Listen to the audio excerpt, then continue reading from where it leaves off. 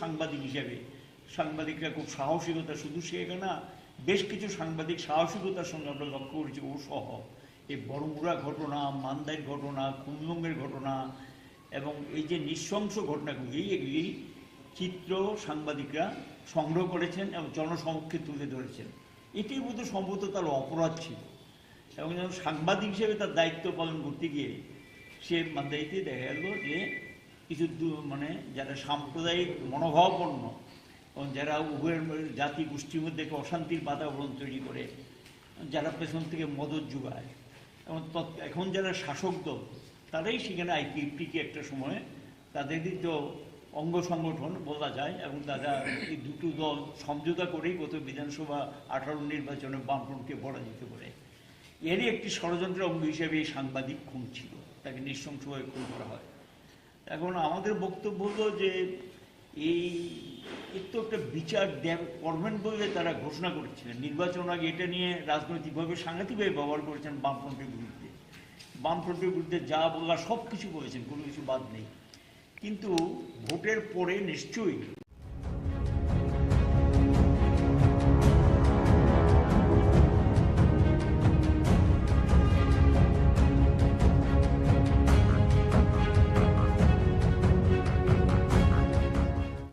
নমস্কার, স্বাগত আপনাদের ত্রিপুরা নিউজ 8-এ। ইতিমধ্যে রাজ্যে উঠে আসা একটি জ্বলন্ত বিষয়কে নিয়ে আমি আপনাদের সাথে রয়েছি বিশেষ প্রতিবেদনে পূজা। আমি অবশ্যই আপনাদের সামনে তুলে ধরার চেষ্টা করব যে এই মুহূর্তে রাজ্যে একটি বিষয়কে নিয়ে বহু আলোচনা সমালোচনা চলছে। এই বিষয়টির পেছনে কতটুকু সত্যতা রয়েছে, কি কি তথ্য এখনো পর্যন্ত আড়ালে রয়েছে। কে সেই প্রসূন ত্রিপুরা, অর্থাৎ কে সেই প্রসূনকান্তি ত্রিপুরা, বা তাকে নিয়ে এত আলোচনা হচ্ছে কেন? বাড়তি অর্থ কামাইয়ের জন্য ব্লগ করছেন তিনি, এমনটাই বলা হচ্ছে। তা কতটুকু সত্য রয়েছে, এই বিষয়গুলোকে নিয়ে এই মুহূর্তে আমাদের এই বিশেষ প্রতিবেদন রয়েছে। চলুন জেনে নেওয়া যাক যে এই কথাগুলোর পেছনে কতটুকু সত্যতা রয়েছে, কি কি তথ্য এখনো পর্যন্ত আড়ালে লুকিয়ে রয়েছে। প্রসূনকান্তি ত্রিপুরা, উনি হচ্ছেন একজন দাবাং এসডিপিও, দাবাং প্রশাসনিক আধিকারিক আমাদের রাজ্যের, আমরা বলতেই পারি। তেলিয়ামুড়ার একজন প্রশাসনিক আধিকারিক, তিনি এসডিপিও পদে রয়েছেন এবং নানা জনকল্যাণকর কাজের সাথে আমরা ওনাকে যুক্ত থাকতে দেখি এবং জনস্বার্থে রীতিমতো আমরা ওনাকে কাজ করতে দেখি একের পর এক। কিন্তু আজকের দিনে দাঁড়িয়ে এবারে আমরা দেখতে পাচ্ছি রাজ্যের বুকে এমন কিছু সংবাদ মাধ্যম রয়েছে, পত্র পত্রিকা রয়েছে, যেখানে নাকি ওনার কিছু কার্যকলাপকে নিয়ে বা বলাই যেতে পারে ওনার ব্যক্তিগত জীবনকে নিয়ে নানান আলোচনা সমালোচনা করা হচ্ছে, নানান ভাবে তাকে তুলে ধরা হচ্ছে, কখনো পজিটিভলি কখনো নেগেটিভলি। এবং যদি আমরা বলি সেখানে এই পত্র পত্রিকার দ্বারা প্রকাশিত যে খবর রয়েছে তার মাধ্যমে, যেহেতু বর্তমানে সোশ্যাল মিডিয়ার যুগ রয়েছে, সেখানে সোশ্যাল মিডিয়ায় সাধারণ জনগণ সে বিষয়গুলিকে দেখে পোস্ট রিপোস্ট করে যাচ্ছেন এবং যাতে করে বিষয়টি বর্তমানে প্রত্যেকের সামনে উঠে এসেছে। এবং এই বিষয়ে কতটুকু সত্যতা রয়েছে, বাড়তি অর্থ কামাইয়ের জন্যই কিন্তু তিনি ব্লগ করছেন, সেই বিষয়গুলো কিন্তু আমরা আজকে এই প্রতিবেদনে আপনার সামনে বা আপনাদের সামনে তুলে ধরার চেষ্টা করব। আমরা যদি দেখি প্রসূনকান্তি ত্রিপুরা, যিনি তেলিয়ামুড়ার বর্তমানে এসডিপিও রয়েছেন, প্রশাসনিক আধিকারিক। হ্যাঁ, আমরা অবশ্যই মেনে নেব ওনার দায়িত্ব হচ্ছে যে জনগণের নিরাপত্তার স্বার্থে কাজ করা, ওনার দায়িত্ব সেটি রয়েছে, সেটা বটেই। উনি ওনার দায়িত্ব পালন করবেন, কিন্তু তার পাশাপাশি ওনার একটি ব্যক্তিগত জীবনও রয়েছে, সেটা আমাদের প্রত্যেকেরই থাকে। এবার উনি ব্যক্তিগত জীবনে ব্লগ করবেন নাকি অন্য কিছু করবেন, সেখানে আমাদের মাথা ব্যথা হওয়ার কোনো বিষয় নেই। আমরা অন্ততপক্ষে আমরা ত্রিপুরা নিউজ 8 কারোর ব্যক্তিগত জীবনে আক্রমণকে আমরা আমাদের এথিক্সে রাখি না। আমরা রাখি না মানুষকে ব্যক্তিগত জীবনে তার ব্যক্তিগত সময়ে গিয়ে সেটা আক্রমণ করার বিষয়টিকে। কেননা একজনের ব্যক্তিগত জীবন থাকতেই পারে, সে ব্যক্তিগত জীবনে ব্লগ করছে এবং সেই ব্লগের মাধ্যমেও তিনি কি তুলে ধরার চেষ্টা করছে তাতে আমরা একে একে আসছি। যে বিষয়টিকে সংবাদ মাধ্যম, কিছু সংবাদ মাধ্যম এবং পত্র পত্রিকাতে তুলে ধরা হচ্ছে, যার কারণে সোশ্যাল মিডিয়াতেও জনগণ তাকে পোস্ট রিপোস্ট করছে, যে উনি নাকি বাড়তি কামাইয়ের জন্য ব্লগ তৈরি করছেন। এবার আপনারা যারা শুভবুদ্ধি সম্পন্ন মহল রয়েছেন, আপনারা যদি ওনার ব্লগগুলো দেখে থাকেন, আপনারা দেখতে পাবেন সেই ব্লগেও তিনি নানান ধরনের জনহিতকর কাজ করে যাচ্ছেন। অর্থাৎ আমরা দেখতে পাচ্ছি ওনার ব্লগের মাধ্যমে কিন্তু আমরাও দেখতে পেয়েছি যে বেশ কিছু জায়গায় যারা নেশাসক্ত হয়ে পড়ছেন বা নেশা কারবারির সাথে যুক্ত হয়ে পড়ছেন তাদেরকে তিনি বুঝিয়ে সেখান থেকে ঘরমুখী করে তুলছেন। এবং অন্যদিকে যদি আমরা দেখি যে বেশ কিছু জায়গাতে চাঁদার জুলুমবাজি, আমরা জানি বিভিন্ন পুজোকে কেন্দ্র করে প্রত্যেকটি জায়গায় চাঁদার একটা জুলুমবাজির কথা আমরা প্রত্যেকেই জানি। সেই চাঁদার জুলুমবাজিকে বন্ধ করার জন্য তার বিরুদ্ধে তিনি প্রতিবাদ করছেন। এই ধরনের জনহিতকর বা জনমুখী কাজ করে যাচ্ছেন তেলিয়ামুড়ার এসডিপিও প্রসূন কান্তি ত্রিপুরা। এবং এই বিষয়গুলোকে আমরা দেখতে পাচ্ছি বর্তমানে প্রসূন কান্তি ত্রিপুরা ব্লগের মাধ্যমে তুলে ধরছেন এবং তাকে নানানভাবে তুলে ধরা হচ্ছে রাজ্যের জনগণের সামনে। এবং সেই বিষয়গুলি একেবারেই যে সত্য নয়, সেই কারণেই আমাদের এই বিশেষ প্রতিবেদন। আপনাদেরও আমরা দেখানোর চেষ্টা করব বা আপনাদের সামনেও আমরা তুলে ধরার চেষ্টা করব যে তিনি ব্লগের মাধ্যমে কি কি কাজ করছেন। তাছাড়াও এই গোটা বিষয়কে নিয়ে যেহেতু গোটা রাজ্যবাসীর সামনে তা এই মুহূর্তে উঠে এসেছে আর আড়ালে নেই, সে কারণে আমরা এই বিষয়টিকে নিয়ে কথা বলার চেষ্টা করে খোদ তেলিয়ামুড়ার এসডিপিও যিনি রয়েছেন প্রসূন কান্তি ত্রিপুরার সাথে। উনি এই বিষয়ে কথা বলতে গিয়ে রীতিমতো সেখানে ভাবুক হয়ে পড়েছেন। আমরা দেখতে পাই উনি ইমোশনাল হয়ে পড়ে, ওনার চোখ দিয়ে জলও বেরিয়ে আসে। কি বলছেন তিনি আমাদের একান্ত ফোন আলাপে, চলুন শুনে নেওয়া যাক। নমস্কার স্যার, স্বাগত আপনাকে ত্রিপুরা নিউজ 8-এ। নমস্কার ম্যাডাম। স্যার, ইতিমধ্যে আমরা দেখতে পাচ্ছি বিভিন্ন সংবাদ মাধ্যম বা পত্রিকা যদি আমরা বলি, সেই পত্রিকাতেও আমরা দেখতে পাচ্ছি বিভিন্ন বিষয় উঠছে আপনার ব্যাপারে। কোথাও ভালো উঠছে, কোথাও খারাপ ভাবে তুলে ধরা হচ্ছে বিষয়টিকে, যে আপনি নাকি টাকা কামানোর জন্য বা বাড়তি অর্থ ইনকামের জন্য আপনি বিভিন্ন ব্লগ তৈরি করছেন, সেই ধরনের বিষয়গুলো তুলে ধরা হচ্ছে। সেখানে আপনার মতামত কি থাকবে স্যার? ম্যাডাম ধন্যবাদ ত্রিপুরা নিউজকে। অ্যাকচুয়ালি ওনারা আমাকে ফেমাস বানাচ্ছে। আমি যদি ব্লগ তৈরি করে টাকা কামাই করি তাহলে ওনারা করুক না ব্লগটা। আর যারা ব্লগার ওরা জানে একটা ব্লগ করতে কত পরিশ্রম করতে হয় এবং কত টাকা খরচা হয়।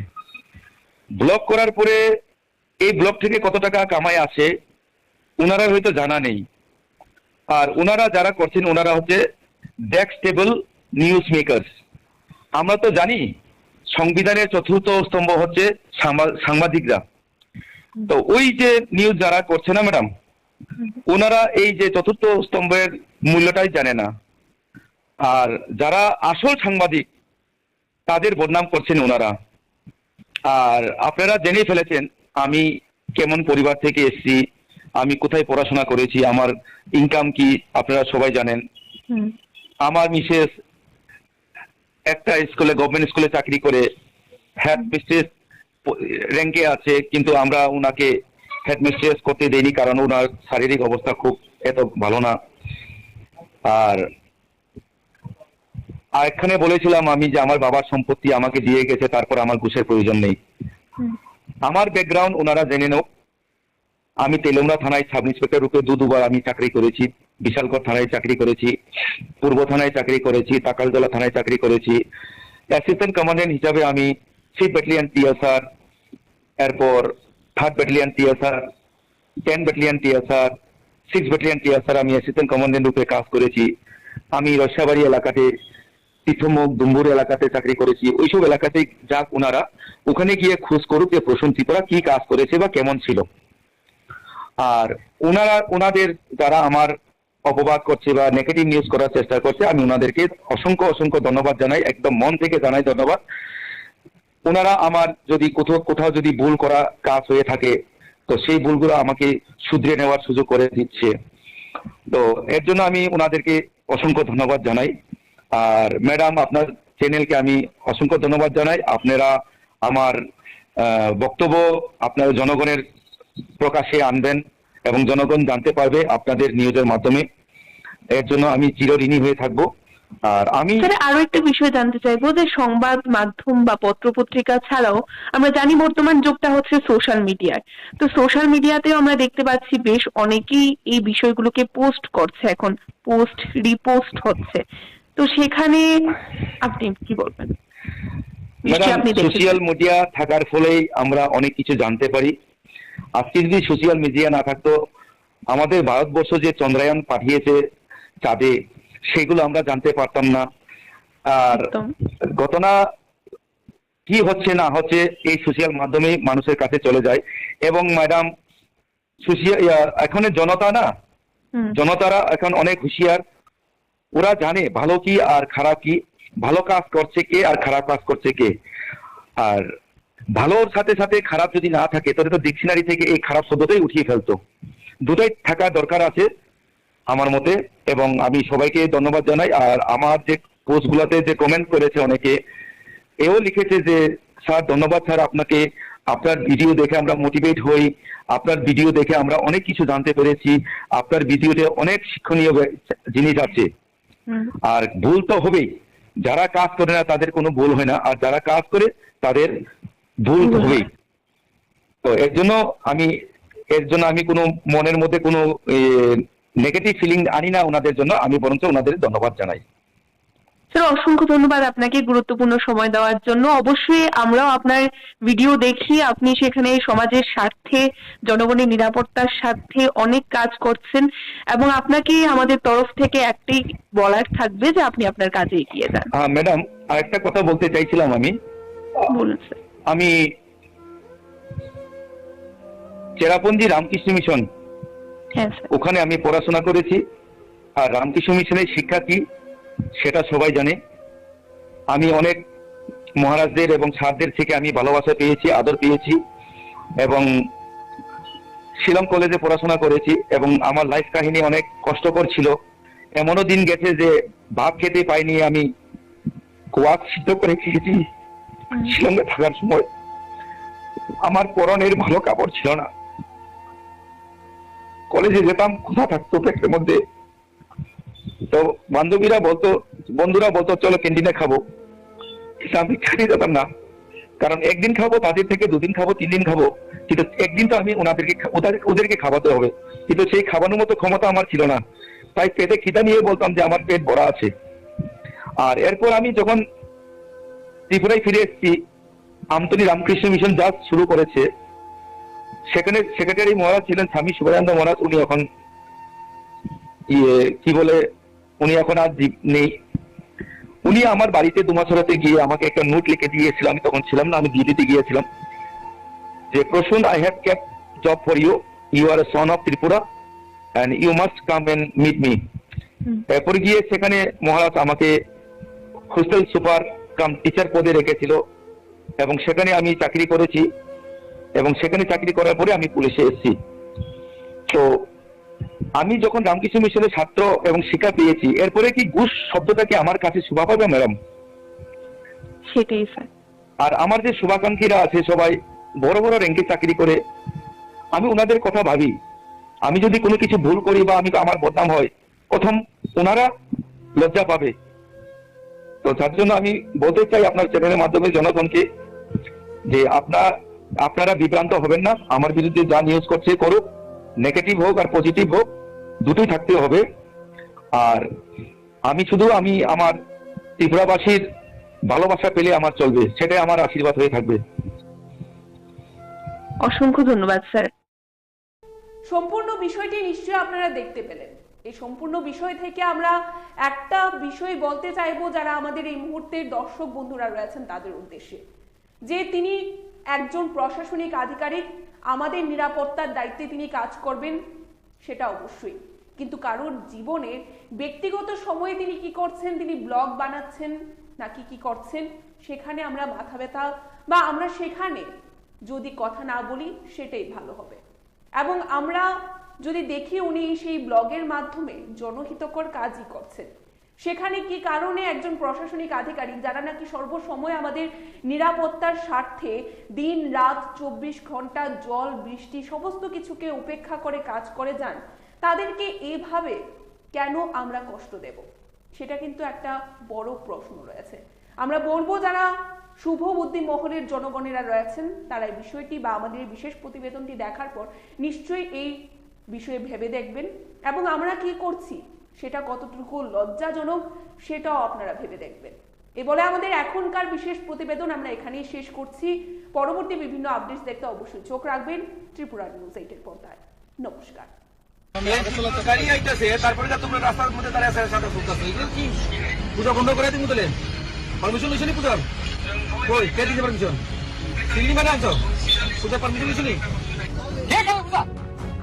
ये गाड़ी को मैंने रुका अभी। देखो ये गाड़ी ऑन ड्यूटी DWS लिखा है और सवारी आदमी को वो गाय भैंस लेके जाता है ना बकरी, ऐसे करके उठा के लेके जाता है। तो मैं बात करता हूँ তো এইভাবে দেখতেছেন কি লিখা আপনারা ইজ্জত নাই আরে কাজ করেন তো আপনারা সাথে কাজ হচ্ছে না কন্ট্রাক্টরে কইবেন গাড়ি দেন আমরা রে ইজ্জত আছে আপনার আরে আপনার ছেলে মেয়েরা দেখলে কি শহীদ শান্তনু ভৌমিকের 7ম বার্ষিকীতে পদার্পণ করেছে, তার মৃত্যুবার্ষিকী।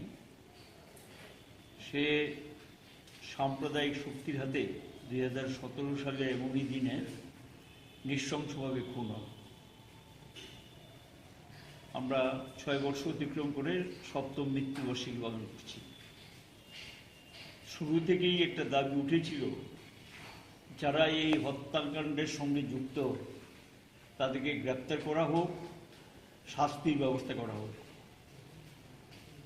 বামফ্রন্ট সরকার যখন ক্ষমতায় ছিলেন সেই অনুযায়ী স্পেশাল ইনভেস্টিগেশন টিম সিট গঠন করেছিলেন, তার মাধ্যমে তদন্তের কাজ এগুচ্ছিল এবং কয়েকজন গ্রেপ্তার হয়েছিল।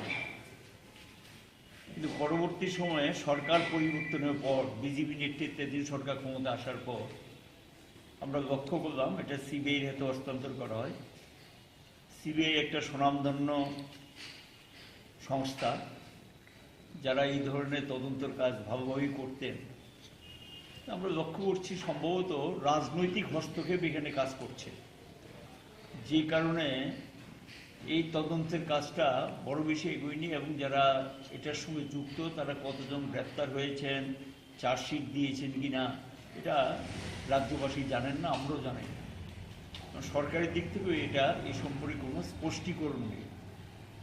এটা ঠিক যে একটা শক্তি, যারা সাম্প্রদায়িক শক্তি, যারা রাজ্যে জাতি উপজাতির মধ্যে বিভাজন তৈরি করতে চায় এবং যারা এমন সমস্ত কিছু স্লোগানকে সামনে নিয়ে আসে, এমন কিছু দাবিকে সামনে নিয়ে আসে যেটা রাজ্যে জাতি উপজাতি শান্তি সম্প্রীতি বিঘ্নকারী।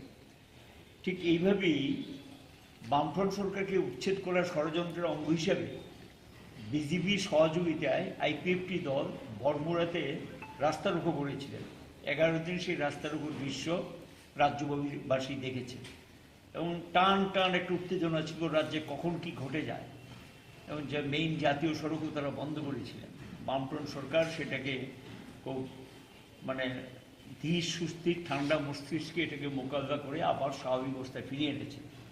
কিন্তু জিরানি এলাকায় তারা স্বাভাবিক অবস্থায় ফিরিয়ে আনতে দেননি। আমরা লক্ষ্য করলাম যে এরপরে খুমলুঙে তারা এই ধরনের ঘটনা আবারও সংঘটিত করলেন।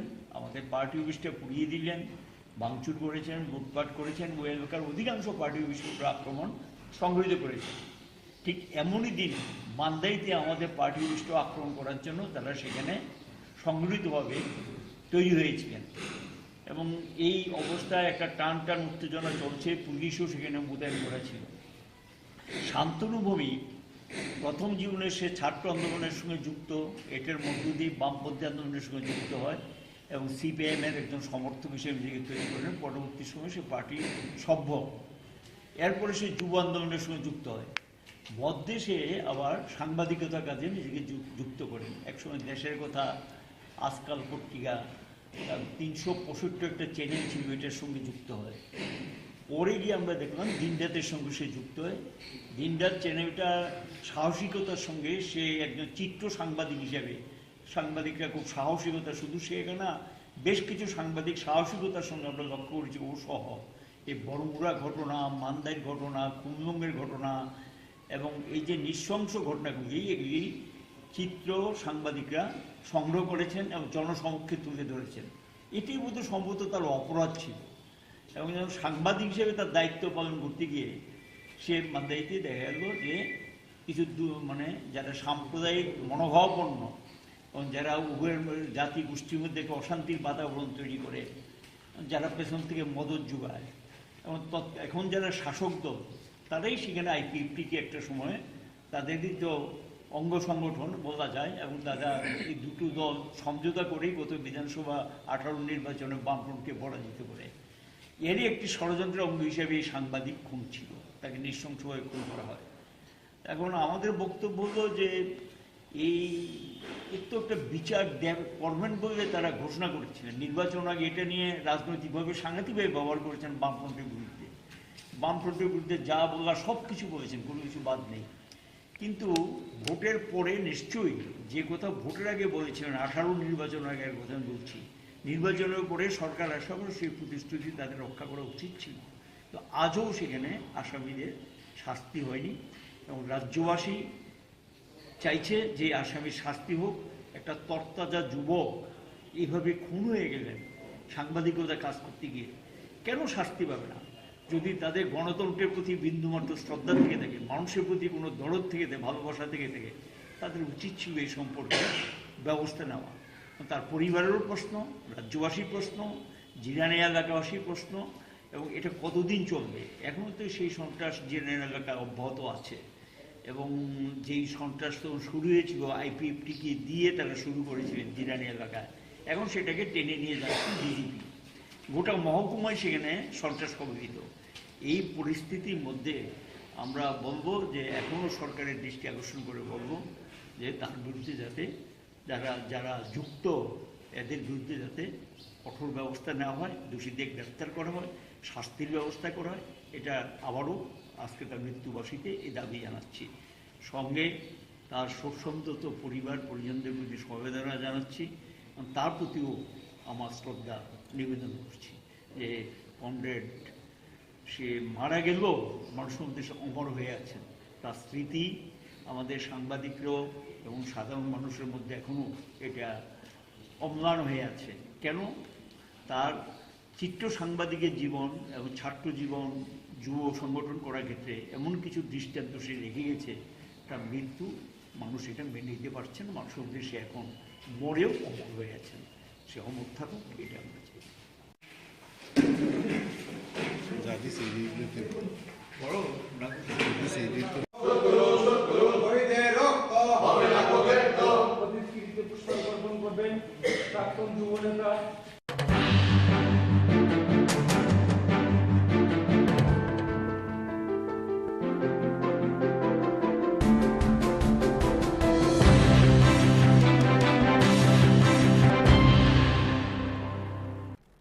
নমস্কার, স্বাগত আপনাদের ত্রিপুরা নিউজ 8 এর পর্দায়। আমি আপনাদের সাথে আছি পূজা। মেলাঘর বাজার ব্যবসায়ীদের তরফ থেকে 5 দফা দাবির সমর্থনে স্মারকলিপি প্রদান, নেশাজাত সামগ্রী বিক্রি বন্ধের দাবি সহ নিরাপত্তা ব্যবস্থা জোরদারের দাবি উঠেছে। এবার মেলাঘর বাজার সহ সন্নিহিত এলাকার অতি প্রয়োজনীয় 5 দফা দাবির সমর্থনে সরব হলো মেলাঘর মার্চেন্টস অ্যাসোসিয়েশনের সদস্যরা। সুনির্দিষ্ট 5 দফা দাবির ভিত্তিতে আজ মার্চেন্টস অ্যাসোসিয়েশনের তরফ থেকে মেলাঘর থানা ঘেরাও করে পরবর্তী সময়ে থানার দায়িত্বপ্রাপ্ত ওসির কাছে দাবি সনদ তুলে দেওয়া হয়। নিজেদের দাবির পরিপ্রেক্ষিতে ব্যবসায়ীদের তরফ থেকে দাবি করা হয় যে মেলাঘর বাজার জুড়ে নেশা সামগ্রী বিক্রি বা যোগান বন্ধে প্রশাসনকে গুরুত্বপূর্ণ ভূমিকা গ্রহণ করতে হবে। এর পাশাপাশি নেতাজি চৌমুহনী এলাকাতে নিরাপত্তা ব্যবস্থা জোরদার করা সহ পণ্য সামগ্রী পরিবহন করার ক্ষেত্রে নিয়ম নীতিতে শিথিল করার আবেদন জানায় ব্যবসায়ীরা, এবং গোটা ঘটনার পরিপ্রেক্ষিতে পুলিশের তরফ থেকে দাবিগুলোর প্রতি সংগতি বজায় রেখে আগামী দিনে সকলের সহযোগিতাতে ভর করে সার্বিক পরিস্থিতি অনুযায়ী ব্যবস্থা গ্রহণের আশ্বাস প্রদান করা হয়। আমাদের পাশের বাড়িতে আগুন লাগলে কিন্তু আমরা কিন্তু আনন্দে ঘুমানোর কোনো ব্যবস্থা নাই। পাশের বাড়িতে আগুন লাগার ফলে যে আমাদের বাড়িতে আগুন লাগতো না এরকম না, যার ফলে দেখা যাইতেছে যে আমাদের এই যে নেশার ব্যাপারটা, এই জিনিসটা যদি আমরা এখনই যদি সঠিকভাবে না ধরি, যেমন মেলাঘর স্কুল চৌমুহনী, লালমিয়া চৌমুহনী, কুষ্ঠবীর চৌমুহনী, পাটবাজার, তারপরে গিয়ে আপনার কিছু কিছু শহরের মধ্যে এমন কিছু বাড়িঘর আছে যেমন স্কুল চুমনি তো মারাত্মক অবস্থা, সুইমিং পুলের সামনে খুব কঠিন অবস্থা।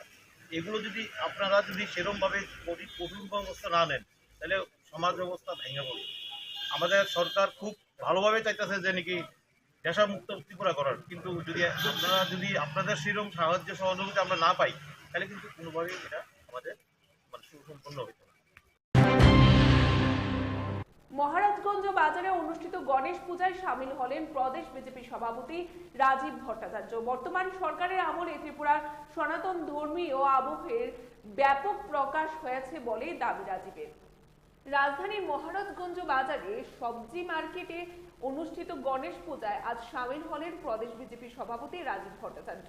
সংশ্লিষ্ট পূজা উদ্যোক্তাদের তরফ থেকে শ্রী ভট্টাচার্যকে হার্দিক শুভকামনা জ্ঞাপন করা হয়। রাজীব ভট্টাচার্য এই গণেশ পূজার আয়োজনে সামিল থেকে নিজের প্রতিক্রিয়া ব্যক্ত করতে গিয়ে দাবি করেছেন যে বিগত 2018 সালের পর থেকে গোটা রাজ্যে বা গোটা রাজ্য জুড়ে সনাতন ধর্মকেন্দ্রিক বিভিন্ন ধর্মীয় আচার অনুষ্ঠানের বা আচার আচরণের প্রসার বৃদ্ধি পেয়েছে। এই বিষয়টাকে রাজ্যে পরিপ্রেক্ষিতে অত্যন্ত ইতিবাচক হিসাবে আখ্যায়িত করে রাজীব ভট্টাচার্য। দাবি করেন বর্তমান সময়ে রাজ্য সরকার যে এক ত্রিপুরা শ্রেষ্ঠ ত্রিপুরা গড়ার প্রয়াস নিয়েছে সেই প্রয়াসের অঙ্গ হিসাবে এভাবে গণেশ চতুর্থীতে রাজ্য জুড়ে সাধারণ মানুষের অংশগ্রহণ বিশেষ বার্তা প্রদান করছে। শ্রী ভট্টাচার্য গণেশ চতুর্থীর পূর্ণ লগ্নে গোটা রাজ্যবাসীকে শুভেচ্ছা এবং অভিনন্দন জানিয়েছেন। এখানে উদ্দেশ্য করা প্রয়োজন বা উল্লেখ করা প্রয়োজন যে অন্যান্য বছরের তুলনায় এবছর ব্যাপক হারে রাজ্য জুড়ে গণেশ পূজার আয়োজন চলছে। দেখুন, আমরা গণেশ চতুর্থী আমরা উদযাপন করছি, সারা রাজ্যেই তার একটা ঐতিহ্যবাহী জাগরণ, সনাতন ধর্মীদের মধ্যে একটা প্রতিক্রিয়া আমরা দেখতে পাচ্ছি। তার ব্যতিক্রমীও নয় আমাদের মহারাজগঞ্জ বাজার ব্যবসায়ী সমিতি। তাদের এই শুভ উদ্যোগকে আমি সাধুবাদ জানাচ্ছি, ধন্যবাদ জানাচ্ছি। তারা এই গণেশ চতুর্থী উপলক্ষে তারা ব্রতী হয়েছেন গণেশের আরাধনার জন্য, এবং পাশাপাশি তারা বিভিন্ন সামাজিক কর্মকাণ্ডেও তারা অগ্রণী ভূমিকা পালন করে। আমি মনে করি এটাই আমাদের মূল সংস্কৃতি। এই কৃষ্টি এবং সংস্কৃতির জন্যই আমরা লড়াই করে থাকি। তো আমি আবারও মহারাজগঞ্জ বাজার ব্যবসায়ী সমিতির সকল সদস্যদের আমি অভিনন্দন জানাচ্ছি, শুভেচ্ছা জানাচ্ছি এরকম একটা মহতী অনুষ্ঠানে তারা ব্রতী হওয়ার জন্য। দশমীঘাট এলাকায় স্মার্ট সিটি প্রকল্পের উন্নয়নমূলক কাজ নিয়ে পর্যালোচনা বৈঠক সহ কাজের স্থল পরিদর্শন করলেন মেয়র সহ উচ্চপদস্থ আধিকারিকরা। রাজধানী দশমীঘাট এলাকায় স্মার্ট সিটি প্রকল্পের অন্তর্গত উন্নয়নের কাজ চলছে। আজ অর্থাৎ বুধবার দেখা যায় সংশ্লিষ্ট কাজের অগ্রগতি খতিয়ে দেখতে পুর নিগমের মেয়র দীপক মজুমদার, পুর কমিশনার শৈলেশ কুমার যাদব এবং সদর মহকুমা শাসক সহ এক বড়সড় প্রতিনিধি দল পর্যালোচনা বৈঠক সহ সংশ্লিষ্ট কাজের স্থল ঘুরে দেখেন। এবং পর্যালোচনা বৈঠকে যেমন কাজের বিভিন্ন বিষয় নিয়ে পর্যালোচনা হয়, ঠিক এর পাশাপাশি পরিদর্শনকালে কাজ কিরকম চলছে, নীতি নির্দেশগুলোকে কিভাবে মান্যতা প্রদান করা হচ্ছে বা বিশেষ করে আগামী দুর্গাপুজোর দশমীর কাজে বা দশমীর আগে কাজের কতটুকু কি অগ্রগতি হবে ইত্যাদি বিষয়ে ব্যাপক পর্যালোচনা হয়। এবং নিজের প্রতিক্রিয়া ব্যক্ত করতে গিয়ে দীপক মজুমদার প্রচন্ড আশাবাদী বিগত বছরের মতো এই বছর প্রতিমা নিরঞ্জনকে সামনে রেখে প্রশাসনের তরফ থেকেই সেখানে সফলভাবে সদর্থক ভূমিকা পালন করা হবে। সামনে রেখে আজকে আমরা কাউন্সিল মিটিংয়ে বিভিন্ন সিদ্ধান্ত নিয়েছি। আমরা এই দশমী ঘাটে যেটা মেন পার্মানেন্টলি আমরা ঘাটে দশমী নিরঞ্জন হয়, প্রতিমা নিরঞ্জন হয়। গতবার আমরা অনেকগুলি ব্যবস্থা গ্রহণ করেছিলাম। এখন আমাদের এখানে আরও ফ্রন্ট ডেভেলপমেন্ট কাজ চলছে স্মার্ট সিটি। তো আমরা এটা আরও আধুনিকভাবে আরও সুন্দরভাবে যাতে করা যায় আগরতলা পরিণতি উদ্যোগ গ্রহণ করা হয়েছে। আজকে এটা পরিদর্শনে আমরা এসেছি। আমাদের এখানে স্থানীয় কর্পোরেটর সহ আমাদের মেম্বাররা বিভিন্ন কর্পোরেট এসেছেন এবং আধিকারিকরা এসেছেন, কমিশনাররা আছেন এবং যারা কাজ করছেন, যারা ঠিকাদার এজেন্সি এবং ইঞ্জিনিয়ারের সঙ্গে আমরা কথা বলেছি যাতে পুজোর আগে মহলের আগেই কাজগুলো শেষ করা হয়। এখানে আমরা গতবার যেরকম করেছিলাম তার থেকে আরও সুন্দর আরও যাতে ভালোভাবে করা যায় প্রতিমা নিরঞ্জন, যাতে বিভিন্ন পূজা কমিটি ক্লাবগুলি যাতে অল্প সময়ের মধ্যে তাদের নিরঞ্জন প্রক্রিয়া শেষ করতে পারে এবং সার্বিকভাবে গতবার খুব ভালো হয়েছে, তার থেকে যদি আরও ভালো করা যায় সেদিকে আমরা চেষ্টা করব। এই কারণে আজকে পরিদর্শন করা হবে। রাজ্যের প্রয়াত সাংবাদিক শান্তনু ভৌমিকের সপ্তম মৃত্যুবার্ষিকীতে বামপন্থী ছাত্র যুব সংগঠনের তরফ থেকে শ্রদ্ধাঞ্জলি অর্পণ। শান্তনু ভৌমিকের মৃত্যু রহস্য উদ্ঘাটনের তদন্ত প্রক্রিয়া নিয়ে উষ্মা প্রকাশ করেন মানিক। এক এক করে রাজ্যের উদীয়মান সাংবাদিক শান্তনু ভৌমিকের সপ্তম মৃত্যুবার্ষিকী উপস্থিত। আজ বরাবরের মতোই বামপন্থী ছাত্র যুব সংগঠনের উদ্যোগে মেলার মাঠের ছাত্র যুব ভবনে শান্তনু ভৌমিকের প্রতিকৃতিতে ফুল মালা দিয়ে শ্রদ্ধাঞ্জলি অর্পণ করে রাজ্যের এই তরুণ সাংবাদিকের স্মৃতিচারণা করা হয়। এই পর্বে ডিওয়াইএফআই এর ত্রিপুরা রাজ্য কমিটির সম্পাদক নবারুণ দেব, রাজ্যের প্রাক্তন মন্ত্রী মানিক দে এবং সিপিআইএম এর নেতা রতন দাস প্রমুখ উপস্থিত ছিলেন। সংক্ষিপ্ত পরিসরে নিজেদের প্রতিক্রিয়া ব্যক্ত করতে গিয়ে মানিক দে দাবি করেন, জীবদ্দশায় সাংবাদিক হিসেবে শান্তনু ভৌমিক তদন্তাধীন সময়ে সাম্প্রদায়িক শক্তির আস্ফালনকে অনবরত ভাবে জনদরবারে উপস্থাপন করতে চেয়েছিলেন। এরই ফলশ্রুতিতে হয়তো পরিকল্পনা করে শান্তনু ভৌমিককে নির্মমভাবে হত্যা করা হয় বলে প্রাক্তন মন্ত্রী মানিক দে দাবি করেন। পাশাপাশি শ্রী দে এটাও দাবি করেন যে বামপন্থী সরকারের সময়ে স্পেশাল ইনভেস্টিগেশন টিম গঠন করে তদন্ত প্রক্রিয়াতে গতি আনার চেষ্টা করা হলেও বর্তমান বিজেপি সরকারের আমলে শান্তনু ভৌমিকের হত্যা রহস্যের তদন্ত কার্য নিয়ে রাজ্যবাসী কোনো কিছুই জানতে পারছে না। পাশাপাশি বর্তমান সময়েও জিরানিয়া সহ বিভিন্ন জায়গায় ত্রিপুরা রাজ্যে অশান্তির পরিবেশ রয়েছে এমন অভিযোগ করার পাশাপাশি প্রাক্তন মন্ত্রী মানিক দে শান্তনু ভৌমিকের হত্যাকাণ্ডের রহস্য উন্মোচনের দাবি আজ আরও একবার জানালেন। শান্তনু ভৌমিক প্রথম জীবনে সে ছাত্র আন্দোলনের সঙ্গে যুক্ত, এটার মধ্য দিয়ে বামপন্থী আন্দোলনের সঙ্গে যুক্ত হয় এবং সিপিআইএম এর একজন সমর্থক হিসেবে নিজেকে তৈরি করেন। পরবর্তী সময়ে সে পার্টির সভ্য, এরপরে সে যুব আন্দোলনের সঙ্গে যুক্ত হয়। মধ্যে সে আবার সাংবাদিকতার কাজে নিজেকে যুক্ত করেন। একসময় দেশের কথা, আজকাল পত্রিকা, 365 চ্যানেল ছিল, এটার সঙ্গে যুক্ত হয়। পরে গিয়ে আমরা দেখলাম দিনরাতের সঙ্গে সে যুক্ত হয়। দিনরাত চ্যানেলটা সাহসিকতার সঙ্গে সে একজন চিত্র সাংবাদিক হিসেবে, সাংবাদিকরা খুব সাহসিকতা, শুধু সে না, বেশ কিছু সাংবাদিক সাহসিকতার সঙ্গে আমরা লক্ষ্য করেছি ও সহ এই বড়মুড়া ঘটনা, মান্দাইর ঘটনা, কুমলুঙ্গের ঘটনা এবং এই যে নৃশংস ঘটনাগুলি, এগুলি চিত্র সাংবাদিকরা সংগ্রহ করেছেন এবং জনসমক্ষে তুলে ধরেছেন। এটি বোধহয় সম্ভবত তার অপরাধ ছিল এবং সাংবাদিক হিসেবে তার দায়িত্ব পালন করতে গিয়ে সে মান্দাইতে দেখা গেল যে কিছু যারা সাম্প্রদায়িক মনোভাবাপন্ন এবং যারা উভয়ের জাতি গোষ্ঠীর মধ্যে একটা অশান্তির বাতাবরণ তৈরি করে, যারা পেছন থেকে মদত যোগায় এবং এখন যারা শাসক দল তারাই সেখানে আইপিএফটিকে একটা সময় তাদেরই তো অঙ্গ সংগঠন বলা যায় এবং তারা এই দুটো দল সমঝোতা করেই গত বিধানসভা 18 নির্বাচনে বামফ্রন্টকে পরাজিত করে। এরই একটি ষড়যন্ত্রের অঙ্গ হিসেবে এই সাংবাদিক খুন ছিল, তাকে নৃশংসভাবে খুন করা হয়। প্রতি বছরের মতো এবারও দুর্গাপূজাকে সামনে রেখে আগরতলা পৌর নিগমের বিভিন্ন সিদ্ধান্ত গ্রহণ করা হয়েছে। এবারে রাজ্যের বিভিন্ন প্রান্তের থেকে আসা দর্শনার্থীরা যাতে নির্বিঘ্নে পূজা দেখতে পারেন সেই জন্য সিদ্ধান্ত গ্রহণ করেছেন নিগম। বুধবার পৌর নিগমের কনফারেন্স হলে হয় বৈঠক। নিগমের সমস্ত ওয়ার্ডের কর্পোরেটর আধিকারিকদের নিয়ে হয় এই বৈঠক। এতে উপস্থিত ছিলেন আগরতলা পৌর নিগমের mayor Deepak Majumdar, deputy mayor Monika Das Datta, commissioner doctor Shailesh Kumar Yadav. বৈঠকে নেওয়ার সিদ্ধান্তের কথা জানাতে গিয়ে মেয়র জানান, প্রতিটি ওয়ার্ডকে পুজো উপলক্ষে বিভিন্ন কাজ করার জন্য অতিরিক্ত 16 লক্ষ টাকা করে দেওয়া হয়েছে। চেষ্টা থাকবে সেখানে বৃহস্পতিবার থেকে কাজ শুরু করা। তিনি জানান, এবছরও পুজো উদ্যোক্তাদের কাছ থেকে রেজিস্ট্রেশন ফি নেওয়া হবে না। প্রতিটি মণ্ডপের সামনে ডাস্টবিন দেওয়া হবে এবং থাকবেন পরিষ্কার পরিচ্ছন্নতার জন্য 2 জন করে পুর নিগমের সাফাই কর্মী। শহরের সমস্ত অলিগলিতে যাতে আলোর ব্যবস্থা করা হয় সে বিষয়ে সিদ্ধান্ত নেওয়া হয়েছে। তিনি জানান, পুর নিগমের চেষ্টা থাকবে সার্বিকভাবে শহরকে সুন্দর, আলো ঝলমলে, পরিচ্ছন্ন যাতে রাখা হয়। এছাড়াও পুর নিগমের যেসব কাজ চলছে সেগুলোকে নিয়ম মাফিক চলবে। আসন্ন দুর্গা উৎসবকে কেন্দ্র করে আমাদের পৌর নিগমের পক্ষ থেকে কিছু সিদ্ধান্ত গ্রহণ করা হয়েছে, যাতে পুজোর সময় যারা দর্শনার্থী পুণ্যার্থীরা আসবেন বিভিন্ন প্রান্ত থেকে আগরতলা শহরে পুজো দেখতে, তাদের নির্বিঘ্নে সুন্দরভাবে পুজো উপভোগ করতে পারেন। এবং প্রতিমা নির্মাণের ক্ষেত্রে আমরা গতবার সাফল্যের সঙ্গে আমরা কিছু নতুন ব্যবস্থা গ্রহণ করেছিলাম, সেই ব্যাপারেও আমরা একটু আলোচনা হয়েছে। আর নতুন কিছু আমরা চেষ্টা করব যাতে সুন্দরভাবে প্রতিমা নির্বাচন করা যায়, যারা পুজো কমিটি বা ক্লাবরা আছেন তারা যাতে করতে পারে। আমরা পুজোতে প্রথমেই আমাদের যে রেজিস্ট্রেশন ফি আমরা গতবার যেমন উপভোগ করে দিয়েছি নেইনি, এবারও নেব না।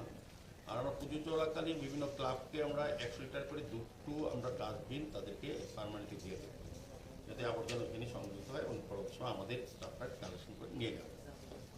ব্লিচিং পাউডার আমরা দেবো, কতবার দিয়েছিলাম প্রতি ক্লাবে, এবং প্রতি ওয়ার্ড থেকে 2 জন করে লেবার প্রতিটি ক্লাবের সঙ্গে থাকবে, 5 দিন কাজ করে তারা যত আবর্জনা তৈরি হবে সেগুলো পরিষ্কার করবে, সার্বিক শহরকে সুন্দর পরিচ্ছন্ন রাখা এবং দুর্গোৎসব যাতে চলতে পারে। আমরা আজকে আগরতলা পৌর নিগম থেকে প্রতিটি ওয়ার্ডে 16 লক্ষ টাকা করে আমরা এক্সট্রা ফান্ড আজকে স্যাংশন করেছি, প্রতিটি ওয়ার্ডে যেখানে মেরামতি প্রয়োজন যাতে দর্শনার্থী কোনো সুন্দরভাবে চলতে পারে। বিশ্বব্যাপী বাস সম্পর্কে সচেতনতা বাড়াতে প্রতি বছর বিশ্ব বাস দিবস পালন করা হয়। বাস কয়েক দশক ধরে দৈনন্দিন জীবনের একটি অংশ রয়েছে। বিশ্ব বাস দিবস বিশ্বব্যাপী বাস সম্পর্কে সচেতনতা বৃদ্ধির জন্য উদযাপনের একটি দিন। যেখানে বাস প্রাকৃতিকভাবে বৃদ্ধি পায় সেখানে বাস একটি দৈনন্দিন উপাদান হয়ে উঠেছে। ওয়ার্ল্ড ব্যাম্বু অর্গানাইজেশনের লক্ষ্যে সেখানে বাসের সম্ভাবনাকে আরো উচ্চতর এক্সপোজারে নিয়ে আসা, প্রাকৃতিক সম্পদ এবং পরিবেশ রক্ষা করা, টেকসই ব্যবহার নিশ্চিত করা। এবছরের বাস দিবসের থিম একটি ভালো ভবিষ্যতের জন্য সবুজ সমাধান বাস। বুধবার বিশ্ব বাস দিবসে আলোচনা সভা হয় রাজধানীর প্রজ্ঞা ভবনে। ত্রিপুরা গ্রামীণ জীবিকা মিশন, নাবার্ড ও ত্রিপুরা ব্যাম্বু মিশনের তরফে হয় আলোচনা চক্র। অনুষ্ঠানে উপস্থিত ছিলেন বিধায়ক অন্তরা দেব সরকার সহ সংশ্লিষ্ট মিশনের আধিকারিকরা। এদিন আলোচনা করতে গিয়ে বিধায়ক অন্তরা দেব সরকার বলেন, আগরতলা এমবিবি বিমানবন্দরে, রেল স্টেশনে বাসজাত শিল্পের বিভিন্ন সামগ্রীর স্টল রয়েছে। শুধু রাজ্য দেশ নয়, আন্তর্জাতিক স্তরেও এই শিল্পের চাহিদা রয়েছে। ত্রিপুরা গ্রামীণ জীবিকা মিশনের মাধ্যমে বাস শিল্পের সঙ্গে অনেক মহিলা যুক্ত রয়েছেন। এছাড়াও বক্তারা বিভিন্ন বিষয়ে তুলে ধরেছেন। আমাদের রাজ্য সরকারের উদ্যোগে আমাদের এয়ারপোর্টে যে একটা ভিতরে আমাদের মহিলাদের উৎপাদিত সামগ্রীর একটা স্টল আছে। আমাদের রাজ্যের শ্রদ্ধেয় মুখ্যমন্ত্রী যে চিন্তাধারা, যে ওই উদ্যোগে আমাদের বাধারঘাট রেলওয়ে স্টেশনের ভিতরে একটি প্রোডাক্ট স্টল আছে, যেটা ওয়ান স্টেশন ওয়ান প্রোডাক্ট। তো আমাদের রাজ্যের মহিলা দিদিরা, টিআরএমের দিদিদের উৎপাদিত সামগ্রী ওইখানেও তৈরি হচ্ছে বা ওইখানে একটা স্টল হিসাবে, দোকান হিসাবে আছে, ভালো বিক্রি হয়। আমাদের এয়ারপোর্টে যেমন হয় এখানেও হয়। তো আমাদের সরকারি যে দিশা, এই বাস শিল্প বা আমাদের বিভিন্ন বাস আছে, হস্তশিল্প, কাপড়ের মধ্যে যেটা আছে হ্যান্ডলুমের, এটারও অনেক চাহিদা আছে। নতুন সংসদ ভবনে বিশেষ অধিবেশনে নারী শক্তি বন্দনা নামে মহিলাদের জন্য 30% আসন সংরক্ষণ বিল সংসদে পেশ করায় সেখানে প্রধানমন্ত্রীকে ধন্যবাদ জানিয়েছেন ত্রিপুরা প্রদেশ মহিলা মোর্চা। বৃহস্পতিবার সমস্ত বিধানসভায় ধন্যবাদ র্যালি করবে বিজেপি মহিলা সংগঠন। বুধবার প্রদেশ বিজেপি কার্যালয়ে সাংবাদিক সম্মেলন করেন সংগঠনের সভানেত্রী ঝর্ণা দেববর্মা ও বিজেপি প্রদেশ সাধারণ সম্পাদিকা পাপিয়া দত্ত। তারা বলেন যে ভারতবর্ষের নারীদের জন্য একটা গৌরবময় 19শে সেপ্টেম্বর। নারীদের ক্ষমতায়নের মাধ্যমে এই ভারতের ক্ষমতায়ন ও উত্থান, এই ভাবনাকে সামনে নিয়ে প্রধানমন্ত্রী নরেন্দ্র মোদী নারীদের এগিয়ে নিয়ে যাচ্ছেন। ভারত সরকারের গুরুত্বপূর্ণ বিভাগ সামলেছেন মহিলারা। এদিকে সংসদে বিল পেশের জন্য বিশেষভাবে ধন্যবাদ জানান তারা। প্রধানমন্ত্রীকে ধন্যবাদ জানিয়ে প্রদেশ বিজেপি অফিসের সামনে আনন্দে মেতে ওঠেন মহিলা সংগঠনের নেত্রী সদস্যরা। তারা বাজি পুড়িয়ে একে অপরকে মিষ্টি মুখ করিয়ে আনন্দে মেতে ওঠেন। রাজ্যের অন্যান্য জেলায় বুধবার মুখ্যমন্ত্রীকে পাশাপাশি প্রধানমন্ত্রীকে ধন্যবাদ জানায় মহিলা মোর্চা।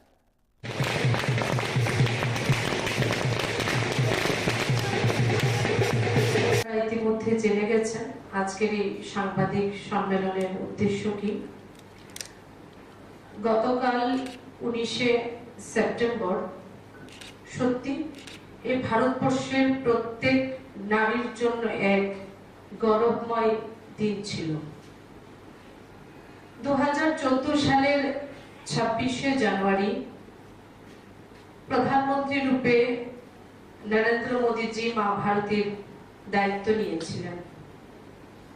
আমরা সেদিন থেকে আজ পর্যন্ত যদি দেখি, সামাজিক, অর্থনৈতিক, নারীর ক্ষমতায়নের মাধ্যমে এই ভারতের উত্থান, এই ভারতের ক্ষমতায়ন, এই চেতনা, এই ভাবনাকে সাথে নিয়ে ভারতবর্ষের প্রধানমন্ত্রী নরেন্দ্র মোদীজি এই ভারতের নারীকে এগিয়ে নিয়ে যাচ্ছে। আজ রাজনৈতিক ক্ষেত্র যদি আমরা দেখি, 23 ধর্মপুর বিধানসভার নবনির্বাচিত বিধায়ক বিন্দু দেবনাথকে সম্বর্ধনা জানিয়েছেন কাঠালিয়া ব্লক কর্তৃপক্ষ, জানিয়েছেন কাঠালিয়া পঞ্চায়েত সমিতির সহ যৌথ উদ্যোগে। সংবর্ধনা সভার আয়োজন করা হয় কাঠালিয়া ব্লক পঞ্চায়েত সমিতির কনফারেন্স হলে। সংবর্ধনা সভায় আয়োজকদের মধ্যে বিডিও সহ অন্যান্য কর্মচারী ও পঞ্চায়েত সমিতির সমস্ত সদস্যরা উপস্থিত ছিলেন এবং সাম্প্রতিক পবিত্র বিধানসভায় গিয়ে ধনপুরবাসীর সার্বিক স্বার্থে কথা বলার জন্য দল আমাকে প্রার্থী করেছিল, আর বিধানসভার নির্বাচনে ধনপুরের মানুষ আমাকে বিপুল ভোটের সমর্থন জানিয়েছেন। এখন আমার কর্তব্য আমি এই ধনপুরের জনস্বার্থে গুরুত্বপূর্ণ সমস্যাগুলি পবিত্র বিধানসভায় তুলে ধরা। আমি আজ ব্লক কর্তৃপক্ষ ও পঞ্চায়েত সমিতির সংবর্ধনা পেয়ে অত্যন্ত আপ্লুত। বিন্দুবাবু বলেন, আমি আরো আপ্লুত হব, আনন্দিত হব উন্নয়ন কাজে এই এলাকার প্রশাসন এবং মানুষ যেন সহযোগিতার হাত বাড়িয়ে দেয় আমার পাশে। লক্ষ্য থাকবে সাধারণ মানুষকে পরিষেবা দেওয়া, এবার যতটুকু সম্ভব। তারপরও আমরা প্রশাসনিকভাবে যে চেষ্টাটা চালাই যে অন্তত পরিষেবাটা যেন সঠিক সময় দিতে পারি। অনেক কিছু রয়েছে যে কিছু নিয়ম নীতির কারণে আমরা শেষ করতে পারি না, কাজগুলি করতে পারি না, কিন্তু কিছু কাজ উচ্চভাবে হলেও করে দিতে হয় তাদেরকে। এটা প্রশাসনিক তৎপরতার বাইরে। আর আপনারা যারা জিআরএস রয়েছেন তাদের সঙ্গে আরেকটা সাধারণ মানুষের সম্পর্ক। শিশু বয়সে বিশেষ গুণের অধিকারী তেলিয়ামুড়া মহকুমার ব্রহ্মছড়া এলাকার বাসিন্দা সুধীর চৌধুরীর ছেলে রাজদীপ চৌধুরী উপযুক্ত সুযোগের অভাবে নিজের প্রতিভাকে তুলে ধরতে পারছে না সে। তার মধ্যে একদিকে যেমন গান গাওয়ার দক্ষতা রয়েছে, এর পাশাপাশি কিবোর্ড বাজানোতেও সে সাবলীল এবং মাত্র 5 বছর বয়সে কিবোর্ড বাজিয়ে হিন্দি সিনেমার কর্মা ছবির বিখ্যাত গান দিল দিয়া হে জানবি দেঙ্গে বাজিয়ে তেলিয়ামুড়া সহ রাজ্যের বিভিন্ন স্টেজে তাক লাগিয়ে দেয় সে। তেলিয়ামুড়া মহকুমার বিভিন্ন অনুষ্ঠানে তাকে কিবোর্ড বাজানোর সুযোগও করে দেওয়া হয়। তারপর থেকে তার অনুশীলন আরো বেড়ে যায়। মানুষের প্রশংসা তাকে আরো ভালো কিছু করার অনুপ্রেরণা জাগাতে থাকে। এবারে এখন সে 6ষ্ঠ শ্রেণীর ছাত্র। পড়াশোনার পাশাপাশি রীতিমতো নিজেকে মেলে ধরার চেষ্টা চালিয়ে যাচ্ছে, কিন্তু বাবা সামান্য বাইক মেকানিক, তাকে উপযুক্ত প্রশিক্ষণের পাশাপাশি প্রতিযোগিতামূলক অনুষ্ঠানে নিয়ে যেতে পারে না সবসময়।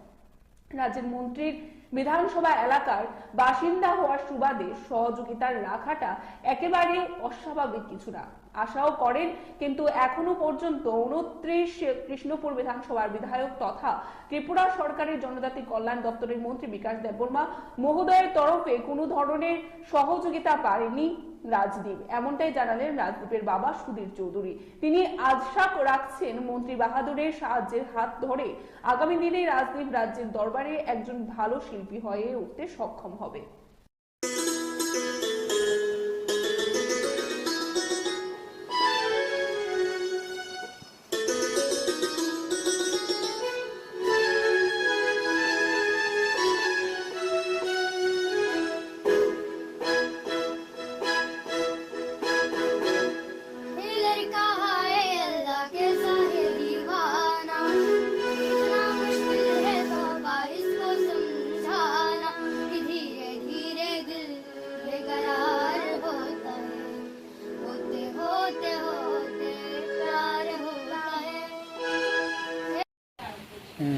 ব্রহ্মসরা, মধ্য ব্রহ্মসরা। কত নম্বর বিধানসভা?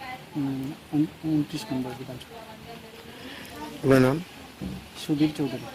কতজন বাড়িতে ফ্যামিলি আছে? বাড়িতে ফ্যামিলি আছে আমরা, আমার বড়ি সহ। কি করেন আপনি? আমি স্কুটার বাইকের কাজ করি।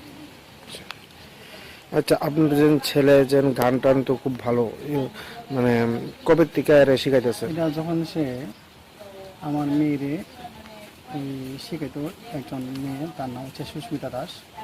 তো ওরে একদিন বলছে তুমি একটু বাজাও, তখন সে হঠাৎ করে দুই হাতে এক লগা বাজান ধরছিল। তখন কইছে হে কিবোর্ড বাজাতে পারবো। তখন তারে গ্রামার টান ধরছে, যেই মাত্র মাসখানেকের ভিতরে একটা গান তুলাইছে, গানটা তার শুরু করছে। এরপরে দেশাত্মবোধক গান করাইছে। এরপরে বিভিন্ন জায়গাতে, এই যেমন মুখ্যমন্ত্রী যে বিপ্লব কুমার দেব ছিল, এইখানে কমিটিরা তার এখানে একটা সুযোগ দিছিল। তখন বিপ্লব দেব খুশি হইয়া বিপ্লব দেব যে গলা যে উত্তরীয়টা আছে, এটা আমার ছেলেকে আশীর্বাদ করছিল। এরপরে এখান থেকে এখনকার মতো সংবাদ এখানেই শেষ করছি। পরবর্তী বিভিন্ন আপডেট দেখতে অবশ্যই চোখ রাখবেন ত্রিপুরা নিউজ 8 এর পর্দায়। নমস্কার।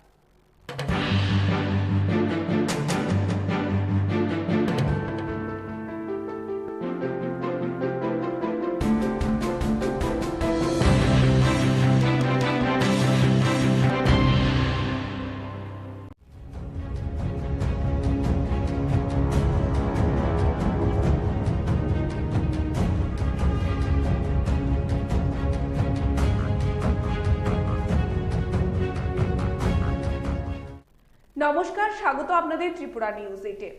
ইতিমধ্যে রাজ্যে উঠে আসা একটি জ্বলন্ত বিষয়কে নিয়ে আমি আপনাদের সাথে রয়েছি বিশেষ প্রতিবেদনে পূজা। আমি অবশ্যই আপনাদের সামনে তুলে ধরার চেষ্টা করব যে এই মুহূর্তে রাজ্যে একটি বিষয়কে নিয়ে বহু আলোচনা সমালোচনা চলছে। এই বিষয়টির পেছনে কতটুকু সত্যতা রয়েছে, কি কি তথ্য এখনো পর্যন্ত আড়ালে রয়েছে। কে সেই প্রসূন ত্রিপুরা, অর্থাৎ কে সেই প্রসূনকান্তি ত্রিপুরা, বা তাকে নিয়ে এত আলোচনা হচ্ছে কেন? বাড়তি অর্থ কামাইয়ের জন্য ব্লগ করছেন তিনি, এমনটাই বলা হচ্ছে। তা কতটুকু সত্য রয়েছে, এই বিষয়গুলোকে নিয়ে এই মুহূর্তে আমাদের এই বিশেষ প্রতিবেদন রয়েছে। চলুন জেনে নেওয়া যাক যে এই কথাগুলোর পেছনে কতটুকু সত্যতা রয়েছে, কি কি তথ্য এখনো পর্যন্ত আড়ালে লুকিয়ে রয়েছে। প্রসূনকান্তি ত্রিপুরা, উনি হচ্ছেন একজন দাবাং এসডিপিও, দাবাং প্রশাসনিক আধিকারিক আমাদের রাজ্যের, আমরা বলতেই পারি। তেলিয়ামুড়ার একজন প্রশাসনিক আধিকারিক, তিনি এসডিপিও পদে রয়েছেন এবং নানা জনকল্যাণকর কাজের সাথে আমরা ওনাকে যুক্ত থাকতে দেখি এবং জনস্বার্থে রীতিমতো আমরা ওনাকে কাজ করতে দেখি একের পর এক। কিন্তু আজকের দিনে দাঁড়িয়ে এবার আমরা দেখতে পাচ্ছি রাজ্যের বুকে এমন কিছু সংবাদ মাধ্যম রয়েছে, পত্র পত্রিকা রয়েছে, যেখানে নাকি ওনার কিছু কার্যকলাপকে নিয়ে বা বলাই যেতে পারে ওনার ব্যক্তিগত জীবনকে নিয়ে নানান আলোচনা সমালোচনা করা হচ্ছে, নানান ভাবে তাকে তুলে ধরা হচ্ছে, কখনো পজিটিভলি কখনো নেগেটিভলি। এবং যদি আমরা বলি সেখানে এই পত্র পত্রিকার দ্বারা প্রকাশিত যে খবর রয়েছে তার মাধ্যমে, যেহেতু বর্তমানে সোশ্যাল মিডিয়ার যুগ রয়েছে, সেখানে সোশ্যাল মিডিয়ায় সাধারণ জনগণ সে বিষয়গুলিকে দেখে পোস্ট রিপোস্ট করে যাচ্ছেন এবং যাতে করে বিষয়টি বর্তমানে প্রত্যেকের সামনে উঠে এসেছে। এবং এই বিষয়ে কতটুকু সত্যতা রয়েছে, বাড়তি অর্থ কামাইয়ের জন্যই কিন্তু তিনি ব্লগ করছেন, সেই বিষয়গুলো কিন্তু আমরা আজকে এই প্রতিবেদনে আপনার সামনে বা আপনাদের সামনে তুলে ধরার চেষ্টা করব। আমরা যদি দেখি প্রসূনকান্তি ত্রিপুরা, যিনি তেলিয়ামুড়ার বর্তমানে এসডিপিও রয়েছেন, প্রশাসনিক আধিকারিক। হ্যাঁ, আমরা অবশ্যই মেনে নেব ওনার দায়িত্ব হচ্ছে যে জনগণের নিরাপত্তার স্বার্থে কাজ করা, ওনার দায়িত্ব সেটি রয়েছে, সেটা বটে। উনি ওনার দায়িত্ব পালন করবেন, কিন্তু তার পাশাপাশি ওনার একটি ব্যক্তিগত জীবনও রয়েছে, সেটা আমাদের প্রত্যেকেরই থাকে। এবার উনি ব্যক্তিগত জীবনে ব্লগ করবেন নাকি অন্য কিছু করবেন, সেখানে আমাদের মাথা ব্যথা হওয়ার কোনো বিষয় নেই। আমরা অন্ততপক্ষে আমরা ত্রিপুরা নিউজ 8 কারোর ব্যক্তিগত জীবনে আক্রমণকে আমরা আমাদের এথিক্সে রাখি না। আমরা রাখি না মানুষকে ব্যক্তিগত জীবনে তার ব্যক্তিগত সময়ে গিয়ে সেরে আক্রমণ করার বিষয়টিকে। কেননা একজনের ব্যক্তিগত জীবন থাকতেই পারে, সে ব্যক্তিগত জীবনে ব্লগ করছে এবং সেই ব্লগের মাধ্যমেও তিনি কি তুলে ধরার চেষ্টা করছে তাতে আমরা একে একে আসছি। যে বিষয়টিকে সংবাদ মাধ্যম, কিছু সংবাদ মাধ্যম এবং পত্র পত্রিকাতে তুলে ধরা হচ্ছে, যার কারণে সোশ্যাল মিডিয়াতেও জনগণ তাকে পোস্ট রিপোস্ট করছে যে উনি নাকি বাড়তি কামাইয়ের জন্য ব্লগ তৈরি করছেন। এবার আপনারা যারা শুভবুদ্ধি সম্পন্ন মহল রয়েছেন, আপনারা যদি ওনার ব্লগগুলো দেখে থাকেন, আপনারা দেখতে পাবেন সেই ব্লগেও তিনি নানান ধরনের জনহিতকর কাজ করে যাচ্ছেন। অর্থাৎ আমরা দেখতে পাচ্ছি ওনার ব্লগের মাধ্যমে কিন্তু আমরাও দেখতে পেয়েছি যে বেশ কিছু জায়গায় যারা নেশাসক্ত হয়ে পড়ছেন বা নেশা কারবারির সাথে যুক্ত হয়ে পড়ছেন, তাদেরকে তিনি বুঝিয়ে সেখান থেকে ঘরমুখী করে তুলছেন। এবং অন্যদিকে যদি আমরা দেখি যে বেশ কিছু জায়গাতে চাঁদার জুলুমবাজি, বিভিন্ন পুজো বা পুজোকে কেন্দ্র করে প্রত্যেকটি জায়গায় চাঁদার একটা জুলুমবাজি কথা আমরা প্রত্যেকে জানি। সেই চাঁদার জুলুমবাজিকে বন্ধ করার জন্য তার বিরুদ্ধে তিনি প্রতিবাদ করছেন। এই ধরনের জনহিতকর বা জনমুখী কাজ করাচ্ছেন তেলিয়ামুড়া এই বিষয়গুলোকে আমরা দেখতে পাচ্ছি বর্তমানে প্রবীণকান্তি ত্রিপুরা ব্লগের মাধ্যমে তুলে ধরছেন এবং তাকে নানানভাবে তুলে ধরা হচ্ছে রাজ্যের জনগণের সামনে, এবং সেই বিষয়গুলি একেবারেই যে সত্য নয় সেই কারণে আমাদের এই বিশেষ প্রতিবেদন। আপনাদেরও আমরা দেখানোর চেষ্টা করব বা আপনাদের সামনে আমরা তুলে ধরার চেষ্টা করব তিনি ব্লগের মাধ্যমে কি কি কাজ করছেন। তা তো এই গোটা বিষয়কে নিয়ে কিন্তু গোটা রাজ্যবাসীর সামনে তা এই মুহূর্তে উঠে এসেছে, আর আড়ালে নেই। সে কারণে আমরা বিষয়টিকে নিয়ে কথা বলার চেষ্টা করি খোদ লিয়ামুড়ার ডিপিও যিনি আছেন প্রসূনকান্তি ত্রিপুরার সাথে। উনি এই বিষয়ে কথা বলতে গিয়ে রীতিমতো সেখানে ভাবুক হয়ে পড়েছে। আমরা দেখতে উনি ইমোশনাল হয়ে পড়ে, ওনার চোখ দিয়ে জল বেরিয়েছে। কি বলছেন তিনি আমাদের একান্ত ফোন আলাপে, চলুন শোনা যাক। নমস্কার, স্বাগত আপনাকে ত্রিপুরা নিউজে। নমস্কার ম্যাডাম। স্যার, ইতিমধ্যে আমরা দেখতে পাচ্ছি বিভিন্ন সংবাদ মাধ্যম বা পত্রিকা যে আমরা বলি, সেই পত্রিকাতেও আমরা দেখতে পাচ্ছি বিভিন্ন বিষয় উঠছে আপনার ব্যাপারে। কোথাও ভালো উঠছে, কোথাও খারাপ ভাবে তুলে ধরছে বিষয়টিকে, যে আপনি নাকি টাকা কামানোর জন্য বা বাড়তি অর্থ ইনকামের জন্য আপনি বিভিন্ন ব্লগ তৈরি করেন, সেই ধরনের বিষয়গুলো তুলে ধরছে। হ্যাঁ, আপনার মতামত থাকবে sir. Madam Tripura news actually ওনারা আমাকে ফেমাস বানাচ্ছে। আমি যদি ব্লগ তৈরি করে টাকা কামাই তাহলে ওনারা করুক না। যারা ব্লগার ওরা জানে একটা করতে কত পরিশ্রম করতে হয়, কত টাকা খরচ হয়। ব্লগ করে এই ব্লগ থেকে কয় টাকা কামাই আসে ওনার হয়তো জানা নেই। আর ওনারা যারা আছেন ওনারা হচ্ছে ডেস্কফুল নিউজ মেকার্স। আমরা তো জানি সংবিধানের চতুর্থ স্তম্ভ হচ্ছে সাংবাদিকরা, তো ওই যে যারা করছেন ওনারা এই চতুর্থ স্তম্ভের মূল্যটাই দেয় না। আর তারা আসল সাংবাদিক তাদের বর্ণনা করছেন ওনারা। আর আপনারা বলেছেন আমি কেমন বিভাগ থেকে এসেছি, আমি পড়াশোনা করেছি, আর ইনকাম আপনারা সব জানেন। আমার মেয়ে একটা স্কুলে গভর্নমেন্টে চাকরি করে হেড মিস র্যাঙ্কে আছে, কিন্তু আমরা উনাকে হেড মিস করতে দেইনি কারণ ওনার শারীরিক অবস্থা খুব ভালো না। আর এখানে হয়েছিলাম আমি যে আমার সম্পত্তি আমার দিয়ে গেছে, তারপর আবুসের প্রয়োজন নেই। আমার ব্যাকগ্রাউন্ড তারা জেনে নেব। আমি তেলেমুড়া থানায় সাবেকের রূপে দুবার চাকরি করেছি, বিশালগড় থানায় করেছি, পূর্ব থানায় চাকরি করেছি, টাকাল থানায় চাকরি করেছি। অ্যাসিস্ট কমান্ডেন্ট হিসাবে আমি 3 ব্যাটালিয়ন টিএসআর, এরপর 3rd battalion TSR, 10 battalion TSR, 6 battalion TSR আমি অ্যাসিস্ট্যান্ট কমান্ডেন্ট রূপে কাজ করেছি। আমি ইসাবাদী এলাকাতে ডুম্বুর এলাকা চাকরি করেছি। ওইসব কাছে যা ওখানে খোঁজ করুক ত্রিপুরা কি কাজ হয়েছে বা কেমন ছিল। আর ওনাদের যারা আমার অপবাদ করছে, নেগেটিভ নিউজ করার চেষ্টা করছে, আমি ওনাকে অসংখ্য ধন্যবাদ জানাই এবং মন থেকে জানাই ধন্যবাদ। ওনারা আর যদি কোথাও যদি ভুল করার কাজ হয়ে থাকে তো সেইগুলো আমাকে শুধরে নেওয়ার সুযোগ করে দিচ্ছে। তো এই জন্য আমি ওনাদেরকে অসংখ্য ধন্যবাদ জানাই। আর ম্যাডাম চ্যানেলকে অসংখ্য ধন্যবাদ জানাই। আপনারা আমার বক্তব্য জনগণের প্রকাশ্যে আনেন এবং জনগণ জানতে পারবে আপনাদের নিউজের মানে। এর জন্য আমি চিরঋণী হয়ে থাকবো।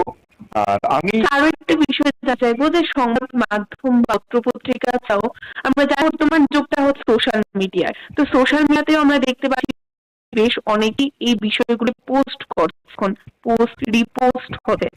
তো সেখানে আপনি কি বলেন? সোশ্যাল মিডিয়ার ফলেই আমরা অনেক কিছু জানতে পারি। যদি সোশ্যাল মিডিয়া না থাকতো আমাদের ভারতবর্ষ যে চন্দ্রায় পাঠিয়েছে চাঁদে, সেগুলো আমরা জানতে পারতাম না। আর ঘটনা কি হচ্ছে না এই সোশ্যাল মাধ্যমে মানুষের চলে যায়।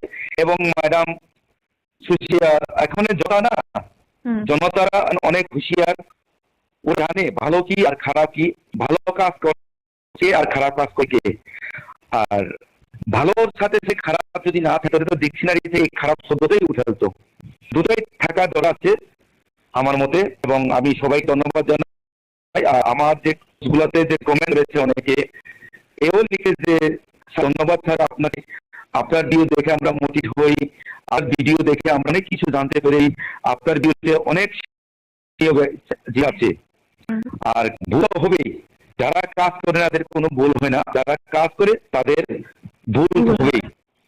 তো এর জন্য আমি কোনো মনে কোনো নেগেটিভ ফিলিং আনি না, এর জন্য আমি বরঞ্চ ধন্যবাদ জানাই। অসংখ্য ধন্যবাদ আপনাকে গুরুত্বপূর্ণ সময় দেওয়ার জন্য। অবশ্যই আমরা আপনার ভিডিও দেখি, আপনি এখানে সমাজের সাথে জীবনের নিরাপত্তার সাথে অনেক কাজ করছেন, এবং আপনাকে আমাদের তরফ থেকে একটাই বল থাকবে যে আপনি আর কাজে এগিয়ে যান। হ্যাঁ ম্যাডাম, আরেকটা কথা বলতে চাইছি আমি। বলুন। চেরাপুঞ্জি রামকৃষ্ণ মিশন, ওখানে আমি পড়াশোনা করেছি। আর রামকৃষ্ণ মিশন শিক্ষা কি সেটা সবাই, আমি অনেক মহাদেব এবং স্যারদেরকে আমি ভালোবাসা পেয়ে আদর পেয়েছি, এবং শিলং করে পড়াশোনা করেছি, এবং আমার লাইফ নিয়ে অনেক কষ্ট ছিল। এমনও দিন গেছে যে ভাত খেতে নিয়ে আমি সিদ্ধ করে খেয়েছি। শিলংয়ে থাকার সময় আমার পরের ভালো কাপড় ছিল, কলেজে যে কথা থাকতো এর মধ্যে, তো বান্ধবীরা তো বন্ধু বলতো চলো ক্যান্টিনে খাবো, আমি খাইতাম না, কারণ একদিন খাবো, থেকে দুদিন খাবো, দিন খাবো, একদিন তো আমি ওদের খাওয়াতে হবে। তো সেই খাবারের মতো কথা আমার ছিল না, তাই পেটে খিদে বলতাম যে আমার ভরা আছে। আর এরপর আমি যখন ত্রিপুরায় ফিরে এসেছি, আমি রামকৃষ্ণ মিশন যা শুরু করেছে, সেখানে সেক্রেটারি ছিলেন স্বামী সুব্রত মহারাজ। উনি এখন কি বলে, উনি এখন আর জীব নেই। উনি আমার 2 মাস হচ্ছে আমাকে একটা নোট লিখে গিয়েছিল, আমি তখন আমি দিয়ে দিতে গিয়েছি যে Prasun have kept for you son of Tripura and you must come and meet me। এরপরে গিয়ে এখানে মহারাজকে হোস্টেল সুপার কাম টিচারদের রেখেছিল, এবং সেটা আমি চাকরি করেছি। সেখানে চাকরি করে আমি বিশেষ, তো আমি যখন কিছু মিশনের সার্থক এবং শিক্ষা পেয়ে, এরপরে কি ঘুষ শব্দটা কি আমার শুভা পাবে ম্যাডাম? সেটাই। আর আমাদের শুভাকাঙ্ক্ষীরা সবাই চাকরি, আমি ওনাদের কথা বলি, যদি কোনো কিছু ভুল বা আমি আমার বদলা হয়, প্রথম ওনারা লজ্জা পাবে। তো তার জন্য বলতে চাই আপনাদের মাধ্যমে জনকে যে আপনারা বিভ্রান্ত হবেন না। আমি যদি যা নিউজ করি করুক, নেগেটিভ হোক আর পজিটিভ হোক, থাকতে হবে। আর আমি আমার ত্রিপুরাবাসীর ভালোবাসা পেলে আমার সেটাই আমার আশীর্বাদ হয়ে থাকবে। অসংখ্য ধন্যবাদ স্যার। সম্পূর্ণ বিষয়টি নিশ্চয়ই আপনি দেখতে পেলেন। এই সম্পূর্ণ বিষয়কে আমরা একটা বিষয় বলতে চাইবো যে আমাদের এই মুহূর্তে দর্শক বন্ধুরা আছেন তাদের উদ্দেশ্যে, যিনি একজন প্রশাসনিক আধিকারিক, আমাদের নিরাপত্তা রাখতে তিনি কাজ করেন, এটা অবশ্যই, কিন্তু কারোর জীবনে ব্যক্তিগত সময়ে তিনি করছেন, তিনি ব্লগ বানাচ্ছেন নাকি কি করছেন, সেখানে আমরা মাথা ব্যথা বা আমরা সেখানে যদি কথা না বলি সেটাই ভালো। এবং আমরা যদি দেখি উনি সেই ব্লগের মাধ্যমে জনহিতকর কাজই করছেন, সেখানে কি কারণে এক প্রশাসনিক আধিকারিক যারা নাকি সর্বসময় আমাদের নিরাপত্তার সাথে দিন রাত 24 ঘন্টা জল বৃষ্টি সমস্ত কিছুকে উপেক্ষা করে কাজ করে যান, তাদেরকে এইভাবে কেন আমরা কষ্ট দেব? সেটা কিন্তু একটা বড় প্রশ্ন আছে। আমি বলবো যারা শুভ বুদ্ধি হলের জনগণের আছেন, তারা বিষয়টি বা আমাদের বিশেষ প্রতিবেদনটি দেওয়ার পর নিশ্চয়ই এই বিষয়ে ভেবে দেখবেন, এবং আমরা কি করছি এটা কতটুকু লজ্জাজনক সেটাও আপনারা দেখবেন। বলে আমাদের এখন বিশেষ প্রতিবেদন এখানেই শেষ করি। পরবর্তী বিভিন্ন আপডেটস দেখে অবশ্যই চোখ রাখবেন ত্রিপুরা নিউজের পর্দায়। নমস্কার।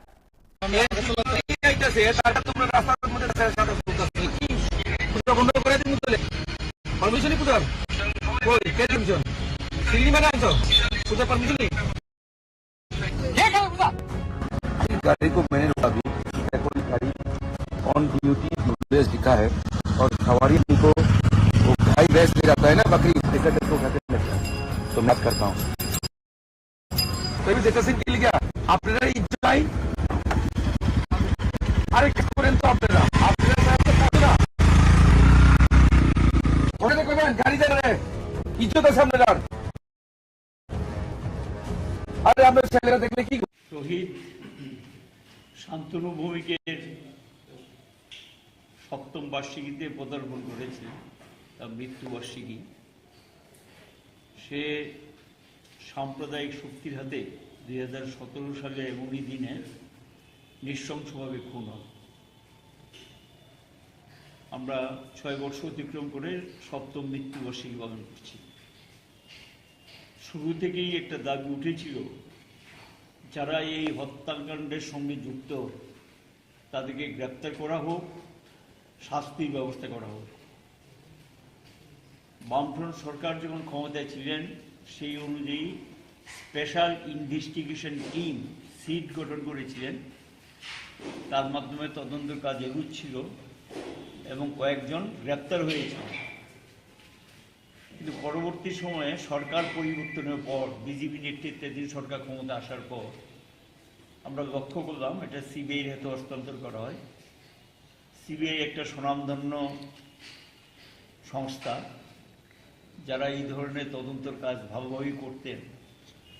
আমরা লক্ষ্য করছি সম্ভবত রাজনৈতিক হস্তক্ষেপ এখানে কাজ করছে, যে কারণে এই তদন্তের কাজটা বড় বেশি এগোয়নি এবং যারা এটার সঙ্গে যুক্ত তারা কতজন গ্রেপ্তার হয়েছেন, চার্জশিট দিয়েছেন কিনা এটা রাজ্যবাসী জানেন না, আমরাও জানি না। সরকারের দিক থেকে এটা এই সম্পর্কে কোনো স্পষ্টীকরণ নেই। এটা ঠিক যে একটা শক্তি, যারা সাম্প্রদায়িক শক্তি, যারা রাজ্যের জাতি উপজাতির মধ্যে বিভাজন তৈরি করতে চায় এবং যারা এমন সমস্ত কিছু স্লোগানকে সামনে নিয়ে আসে, এমন কিছু দাবিকে সামনে নিয়ে আসে যেটা রাজ্যে জাতীয় উপজাতি শান্তি সম্প্রীতি বিঘ্নকারী। ঠিক এইভাবেই বামফ্রন্ট সরকারকে উচ্ছেদ করার ষড়যন্ত্রের অঙ্গ হিসাবে বিজেপির সহযোগিতায় আইপিএফটি দল বড়মুড়াতে রাস্তা রোকো করেছিলেন। 11 দিন সেই রাস্তা রোকোর দৃশ্য রাজ্যবাসী দেখেছে এবং টান টান একটা উত্তেজনা ছিল রাজ্যে কখন কি ঘটে যায়, এবং যে মেইন জাতীয় সড়কও তারা বন্ধ করেছিলেন। বামফ্রন্ট সরকার সেটাকে খুব ধীর সুস্থির ঠান্ডা মস্তিষ্কে এটাকে মোকাবিলা করে আবার স্বাভাবিক অবস্থায় ফিরিয়ে এনেছে।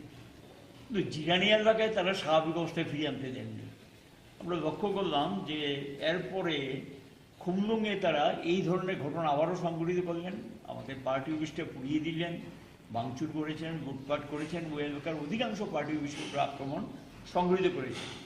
ঠিক এমনই দিন মান্দাইতে আমাদের পার্টি অফিসটা আক্রমণ করার জন্য তারা সেখানে সংগঠিতভাবে তৈরি হয়েছিলেন এবং এই অবস্থায় একটা টান টান উত্তেজনা চলছে, পুলিশও সেখানে মোতায়েন করা ছিল।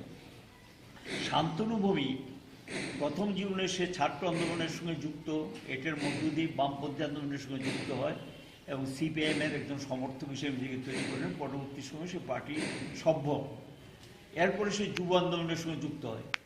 মধ্যে সে আবার সাংবাদিকতার কাজে নিজেকে যুক্ত করেন। একসময় দেশের কথা, আজকাল পত্রিকা, 365 একটা চ্যানেল ছিল, এটার সঙ্গে যুক্ত হয়। পরে গিয়ে আমরা দেখলাম দিনরাতের সঙ্গে সে যুক্ত হয়। দিনরাত চ্যানেলটা সাহসিকতার সঙ্গে সে একজন চিত্র সাংবাদিক হিসেবে, সাংবাদিকরা খুব সাহসিকতা, শুধু সে না, বেশ কিছু সাংবাদিক সাহসিকতার সঙ্গে আমরা লক্ষ্য করেছি ও সহ এই বড়মুড়া ঘটনা, মান্দাইর ঘটনা, খুমলুঙের ঘটনা এবং এই যে নৃশংস ঘটনাগুলি, এগুলি চিত্র সাংবাদিকরা সংগ্রহ করেছেন এবং জনসমক্ষে তুলে ধরেছেন। এটি বোধহয় সম্ভবত তার অপরাধ ছিল এবং সাংবাদিক হিসেবে তার দায়িত্ব পালন করতে গিয়ে সে মান্দাইতে দেখা গেল যে কিছু যারা সাম্প্রদায়িক মনোভাবাপন্ন এবং যারা উভয়ের জাতি গোষ্ঠীর মধ্যে একটা অশান্তির বাতাবরণ তৈরি করে, যারা পেছন থেকে মদত যোগায় এবং এখন যারা শাসক দল তারাই সেখানে আইপিএফটিকে একটা সময় তাদেরই তো অঙ্গ সংগঠন বলা যায় এবং তারা এই দুটো দল সমঝোতা করেই গত বিধানসভা 18 নির্বাচনে বামফ্রন্টকে পরাজিত করে। এরই একটি ষড়যন্ত্রের অঙ্গ হিসেবে এই সাংবাদিক খুন ছিল, তাকে নৃশংসভাবে খুন করা হয়। এখন আমাদের বক্তব্য হলো যে এই তো একটা বিচার করবেন বলে তারা ঘোষণা করেছিলেন। নির্বাচন আগে এটা নিয়ে রাজনৈতিকভাবে সাংঘাতিকভাবে ব্যবহার করেছেন বামফ্রন্টের বিরুদ্ধে। বামফ্রন্টের বিরুদ্ধে যা বললা সব কিছু বলেছেন, কোনো কিছু বাদ নেই। কিন্তু ভোটের পরে নিশ্চয়ই যে কথা ভোটের আগে বলেছিলেন, 18 নির্বাচন আগের কথা বলছি, নির্বাচনের পরে সরকার আসার পর সেই প্রতিশ্রুতি তাদের রক্ষা করা উচিত ছিল। তো আজও সেখানে আসামিদের শাস্তি হয়নি এবং রাজ্যবাসী চাইছে যে আসামির শাস্তি হোক। একটা তরতাজা যুবক এইভাবে খুন হয়ে গেলেন সাংবাদিকতা কাজ করতে গিয়ে, কেন শাস্তি পাবে না? যদি তাদের গণতন্ত্রের প্রতি বিন্দুমাত্র শ্রদ্ধা থেকে থাকে, মানুষের প্রতি কোনো দরদ থেকে থাকে, ভালোবাসা থেকে থাকে, তাদের উচিত ছিল এই সম্পর্কে ব্যবস্থা নেওয়া। তার পরিবারেরও প্রশ্ন, রাজ্যবাসীর প্রশ্ন, জিরানি এলাকাবাসীর প্রশ্ন, এবং এটা কতদিন চলবে? এখনও তো সেই সন্ত্রাস জিরানি এলাকা অব্যাহত আছে এবং যেই সন্ত্রাস তখন শুরু হয়েছিল আইপিএফটিকে দিয়ে তারা শুরু করেছিলেন জিরানি এলাকায়, এখন সেটাকে টেনে নিয়ে যাচ্ছে বিজেপি। গোটা মহকুমায় সেখানে সন্ত্রাস কবলিত। এই পরিস্থিতির মধ্যে আমরা বলবো যে এখনও সরকারের দৃষ্টি আকর্ষণ করে বলবো যে তার বিরুদ্ধে যাতে যারা যুক্ত এদের বিরুদ্ধে যাতে কঠোর ব্যবস্থা নেওয়া হয়, দোষীদের গ্রেপ্তার করা হয়, শাস্তির ব্যবস্থা করা হয়। এটা আবারও আজকে তার মৃত্যুবার্ষিকীতে এই দাবি জানাচ্ছি। সঙ্গে তার শোকসন্তপ্ত পরিবার পরিজনদের প্রতি সমবেদনা জানাচ্ছি এবং তার প্রতিও আমার শ্রদ্ধা নিবেদন করছি যে কমরেড সে মারা গেলেও মানুষের মধ্যে সে অমর হয়ে আছেন। তার স্মৃতি আমাদের সাংবাদিকরাও এবং সাধারণ মানুষের মধ্যে এখনও এটা অম্লান হয়ে আছে। কেন? তার চিত্র সাংবাদিকের জীবন এবং ছাত্র জীবন, যুব সংগঠন করার ক্ষেত্রে এমন কিছু দৃষ্টান্ত সে রেখে গেছে, তার মৃত্যু মানুষ এটা মেনে নিতে পারছে না। মানুষের মধ্যে সে এখন মরেও অমর হয়ে আছেন। সে অমর থাকুক, এটা আমরা চাই।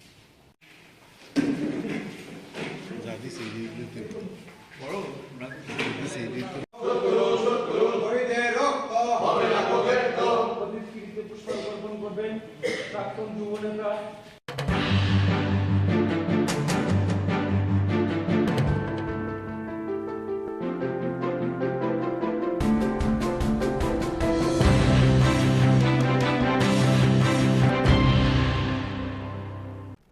নমস্কার, স্বাগত আপনাদের ত্রিপুরা নিউজ 8 পর্দায়। আমি আপনাদের সাথে আছি পূজা। মেলাঘর বাজার ব্যবসায়ীদের তরফ থেকে 5 দফা দাবির সমর্থনে স্মারকলিপি প্রদান, নেশাজাত সামগ্রী বিক্রি বন্ধের দাবি সহ নিরাপত্তা ব্যবস্থা জোরদারের দাবি উঠেছে। এবার মেলাঘর বাজার সহ সন্নিহিত এলাকার অতি প্রয়োজনীয় 5 দফা দাবির সমর্থনে সরব হলো মেলাঘর মার্চেন্টস অ্যাসোসিয়েশনের সদস্যরা। সুনির্দিষ্ট 5 দফা দাবির ভিত্তিতে আজ মার্চেন্টস অ্যাসোসিয়েশনের তরফ থেকে মেলাঘর থানা ঘেরাও করে পরবর্তী সময়ে থানার দায়িত্বপ্রাপ্ত ওসির কাছে দাবি সনদ তুলে দেওয়া হয়। নিজেদের দাবির পরিপ্রেক্ষিতে ব্যবসায়ীদের তরফ থেকে দাবি করা হয় যে মেলাঘর বাজার জুড়ে নেশা সামগ্রী বিক্রি বা যোগান বন্ধে প্রশাসনকে গুরুত্বপূর্ণ ভূমিকা গ্রহণ করতে হবে। এর পাশাপাশি নেতাজি চৌমুহনী এলাকাতে নিরাপত্তা ব্যবস্থা জোরদার করা সহ পণ্য সামগ্রী পরিবহন করার ক্ষেত্রে নিয়ম নীতিতে শিথিল করার আবেদন জানায় ব্যবসায়ীরা এবং গোটা ঘটনার পরিপ্রেক্ষিতে পুলিশের তরফ থেকে দাবিগুলোর প্রতি সংগতি বজায় রেখে আগামী দিনে সকলের সহযোগিতাতে ভর করে সার্বিক পরিস্থিতি অনুযায়ী ব্যবস্থা গ্রহণের আশ্বাস প্রদান করা হয়। আমাদের পাশের বাড়িতে আগুন লাগলে কিন্তু আমরা কিন্তু আনন্দে ঘুমানোর কোনো ব্যবস্থা নাই। পাশের বাড়িতে আগুন লাগার ফলে যে আমাদের বাড়িতে আগুন লাগতো না এরকম না, যার ফলে দেখা যাচ্ছে যে আমাদের এই যে নেশার ব্যাপারটা, এই জিনিসটা যদি আমরা এখনই যদি সঠিকভাবে না ধরি, যেমন মেলাঘর স্কুল চৌমুহনী, লালমিয়া চৌমুহনী, কুষ্ঠবী চৌমুহনী, পাটবাজার, তারপরে গিয়ে আপনার কিছু কিছু শহরের মধ্যে এমন কিছু বাড়িঘর আছে, যেমন স্কুল চৌমুহনী তো মারাত্মক অবস্থা, সুইমিং পুলের সামনে খুব কঠিন অবস্থা। এগুলো যদি আপনারা যদি সেরকমভাবে কঠিন ব্যবস্থা না নেন তাহলে সমাজ ব্যবস্থা ভেঙে পড়বে। আমাদের সরকার খুব ভালোভাবে চাইতেছে যে নাকি নেশামুক্ত ত্রিপুরা করার, কিন্তু যদি আপনারা যদি আপনাদের সেরকম সাহায্য সহযোগিতা আমরা না পাই তাহলে কিন্তু কোনোভাবেই এটা আমাদের সুসম্পন্ন হইতে পারে। মহারাজগঞ্জ বাজারে অনুষ্ঠিত গণেশ পূজায় সামিল হলেন প্রদেশ বিজেপি সভাপতি রাজীব ভট্টাচার্য। বর্তমান সরকারের আমলে ত্রিপুরার সনাতন ধর্মীয় আবহের ব্যাপক প্রকাশ হয়েছে বলে দাবি রাজীবের। রাজধানীর মহারাজগঞ্জ বাজারে সবজি মার্কেটে অনুষ্ঠিত গণেশ পূজায় আজ সামিল হলেন প্রদেশ বিজেপি সভাপতি রাজীব ভট্টাচার্য। সংশ্লিষ্ট পূজা উদ্যোক্তাদের তরফ থেকে শ্রী ভট্টাচার্যকে হার্দিক শুভকামনা জ্ঞাপন করা হয়।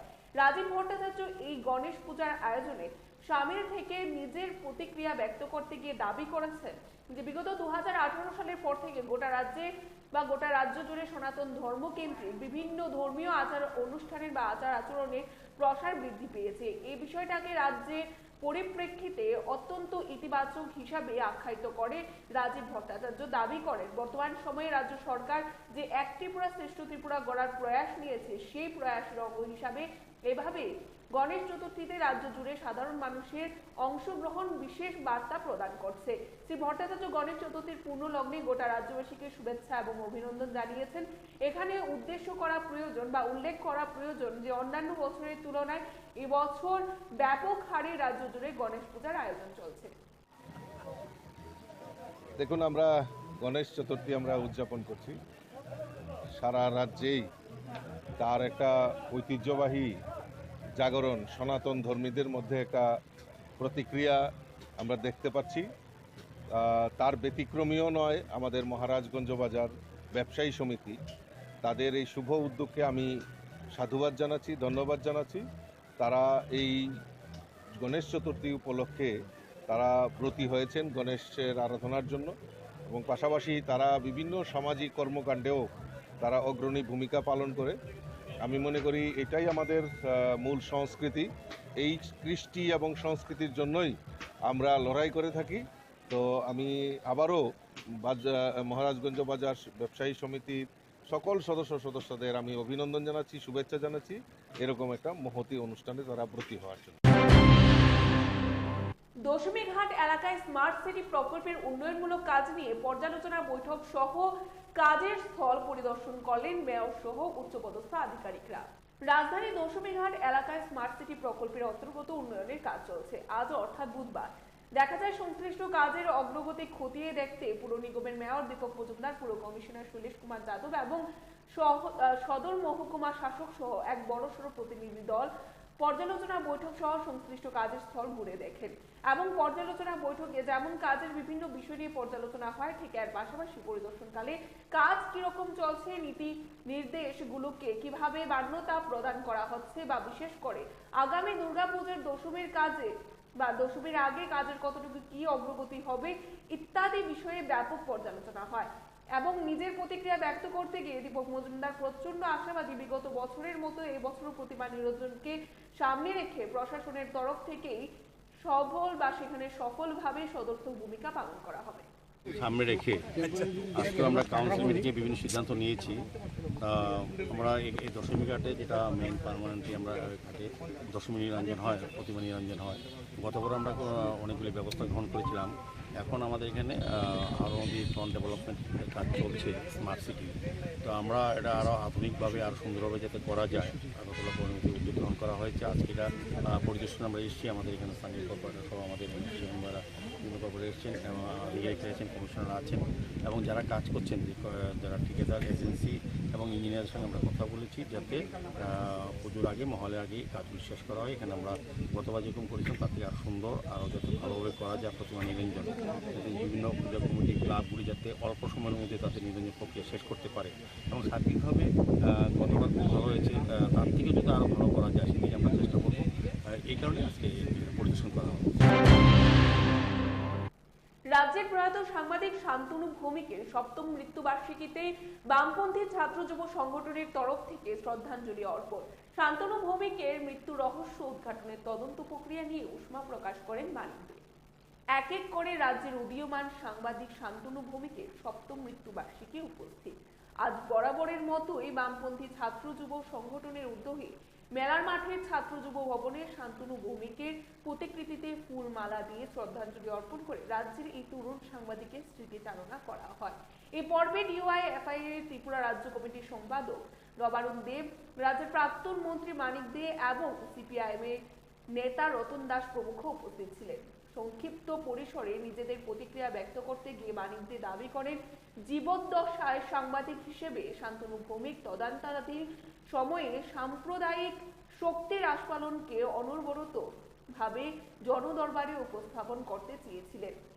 এরই ফলশ্রুতিতে হয়তো পরিকল্পনা করে শান্তনু ভৌমিককে নির্মমভাবে হত্যা করা হয় বলে প্রাক্তন মন্ত্রী মানিক দে দাবি করেন। পাশাপাশি শ্রী দে এটাও দাবি করেন যে বামপন্থী সরকারের সময় স্পেশাল ইনভেস্টিগেশন টিম গঠন করে তদন্ত প্রক্রিয়াতে গতি আনার চেষ্টা করা হলেও বর্তমান বিজেপি সরকারের আমলে শান্তনু ভৌমিকের হত্যা রহস্যের তদন্ত কার্য নিয়ে রাজ্যবাসী কোনো কিছুই জানতে পারছে না। পাশাপাশি বর্তমান সময়েও জিরানিয়া সহ বিভিন্ন জায়গায় ত্রিপুরা রাজ্যে অশান্তির পরিবেশ রয়েছে এমন অভিযোগ করার পাশাপাশি প্রাক্তন মন্ত্রী মানিক দে শান্তনু ভৌমিকের হত্যাকাণ্ডের রহস্য উন্মোচনের দাবি আজ আরো একবার জানালেন। শান্তনু ভৌমিক প্রথম জীবনে সে ছাত্র আন্দোলনের সঙ্গে যুক্ত, এটার মধ্য দিয়ে বামপন্থী আন্দোলনের সঙ্গে যুক্ত হয় এবং সিপিআইএমের একজন সমর্থক হিসেবে নিজেকে তৈরি করেন। পরবর্তী সময়ে সে পার্টির সভ্য, এরপরে সে যুব আন্দোলনের সঙ্গে যুক্ত হয়। মধ্যদেশে আবার সাংবাদিকতার কাজে নিজেকে যুক্ত করেন। একসময় দেশের কথা, আজকাল পত্রিকা, 365 চ্যানেল ছিল, এটার সঙ্গে যুক্ত হয়। পরে গিয়ে আমরা দেখলাম দিনরাতের সঙ্গে সে যুক্ত হয়। দিনরাত চ্যানেলটা সাহসিকতার সঙ্গে সে একজন চিত্র সাংবাদিক হিসেবে, সাংবাদিকরা খুব সাহসিকতা, শুধু সে না, বেশ কিছু সাংবাদিক সাহসিকতার সঙ্গে আমরা লক্ষ্য করেছি ও সহ এই বড়মুড়া ঘটনা, মান্দাইর ঘটনা, খুমলুঙের ঘটনা এবং এই যে নৃশংস ঘটনাগুলি, এগুলি চিত্র সাংবাদিকরা সংগ্রহ করেছেন এবং জনসমক্ষে তুলে ধরেছেন। এটি বোধ সম্ভবত তার অপরাধ ছিল এবং যেমন সাংবাদিক হিসেবে তার দায়িত্ব পালন করতে গিয়ে সে মান্দাইতে দেখা গেল যে কিছু যারা সাম্প্রদায়িক মনোভাবাপন্ন এবং যারা উভয়ের জাতি গোষ্ঠীর মধ্যে একটা অশান্তির বাতাবরণ তৈরি করে, যারা পেছন থেকে মদত যোগায় এবং এখন যারা শাসক দল তারাই সেখানে আইপিএফটিকে একটা সময় তাদেরই তো অঙ্গ সংগঠন বলা যায় এবং তারা এই দুটো দল সমঝোতা করেই গত বিধানসভা 18 নির্বাচনে বামফ্রন্টকে পরাজিত করে। এরই একটি ষড়যন্ত্রের অঙ্গ হিসেবে এই সাংবাদিক খুন ছিল, তাকে নৃশংসভাবে খুন করা হয়। প্রতি বছরের মতো এবারও দুর্গাপূজাকে সামনে রেখে আগরতলা পুর নিগমের বিভিন্ন সিদ্ধান্ত গ্রহণ করা হয়েছে। এবারে রাজ্যের বিভিন্ন প্রান্তের থেকে আসা দর্শনার্থীরা যাতে নির্বিঘ্নে পূজা দেখতে পারেন সেজন্য সিদ্ধান্ত গ্রহণ করেছেন নিগম। বুধবার পুর নিগমের কনফারেন্স হলে হয় বৈঠক। নিগমের সমস্ত ওয়ার্ডের কর্পোরেটর আধিকারিকদের নিয়ে হয় এই বৈঠক। এতে উপস্থিত ছিলেন আগরতলা পুর নিগমের mayor Deepak Majumdar, deputy mayor Monika Das Datta, commissioner doctor Shailesh Kumar Yadav. বৈঠকে নেওয়ার সিদ্ধান্তের কথা জানাতে গিয়ে মেয়র জানান, প্রতিটি ওয়ার্ডকে পুজো উপলক্ষে বিভিন্ন কাজ করার জন্য অতিরিক্ত 16 লক্ষ টাকা করে দেওয়া হয়েছে। চেষ্টা থাকবে সেখানে বৃহস্পতিবার থেকে কাজ শুরু করা। তিনি জানান, এবছরও পুজো উদ্যোক্তাদের কাছ থেকে রেজিস্ট্রেশন ফি নেওয়া হবে না। প্রতিটি মণ্ডপের সামনে ডাস্টবিন দেওয়া হবে এবং থাকবেন পরিষ্কার পরিচ্ছন্নতার জন্য 2 জন করে পুর নিগমের সাফাই কর্মী।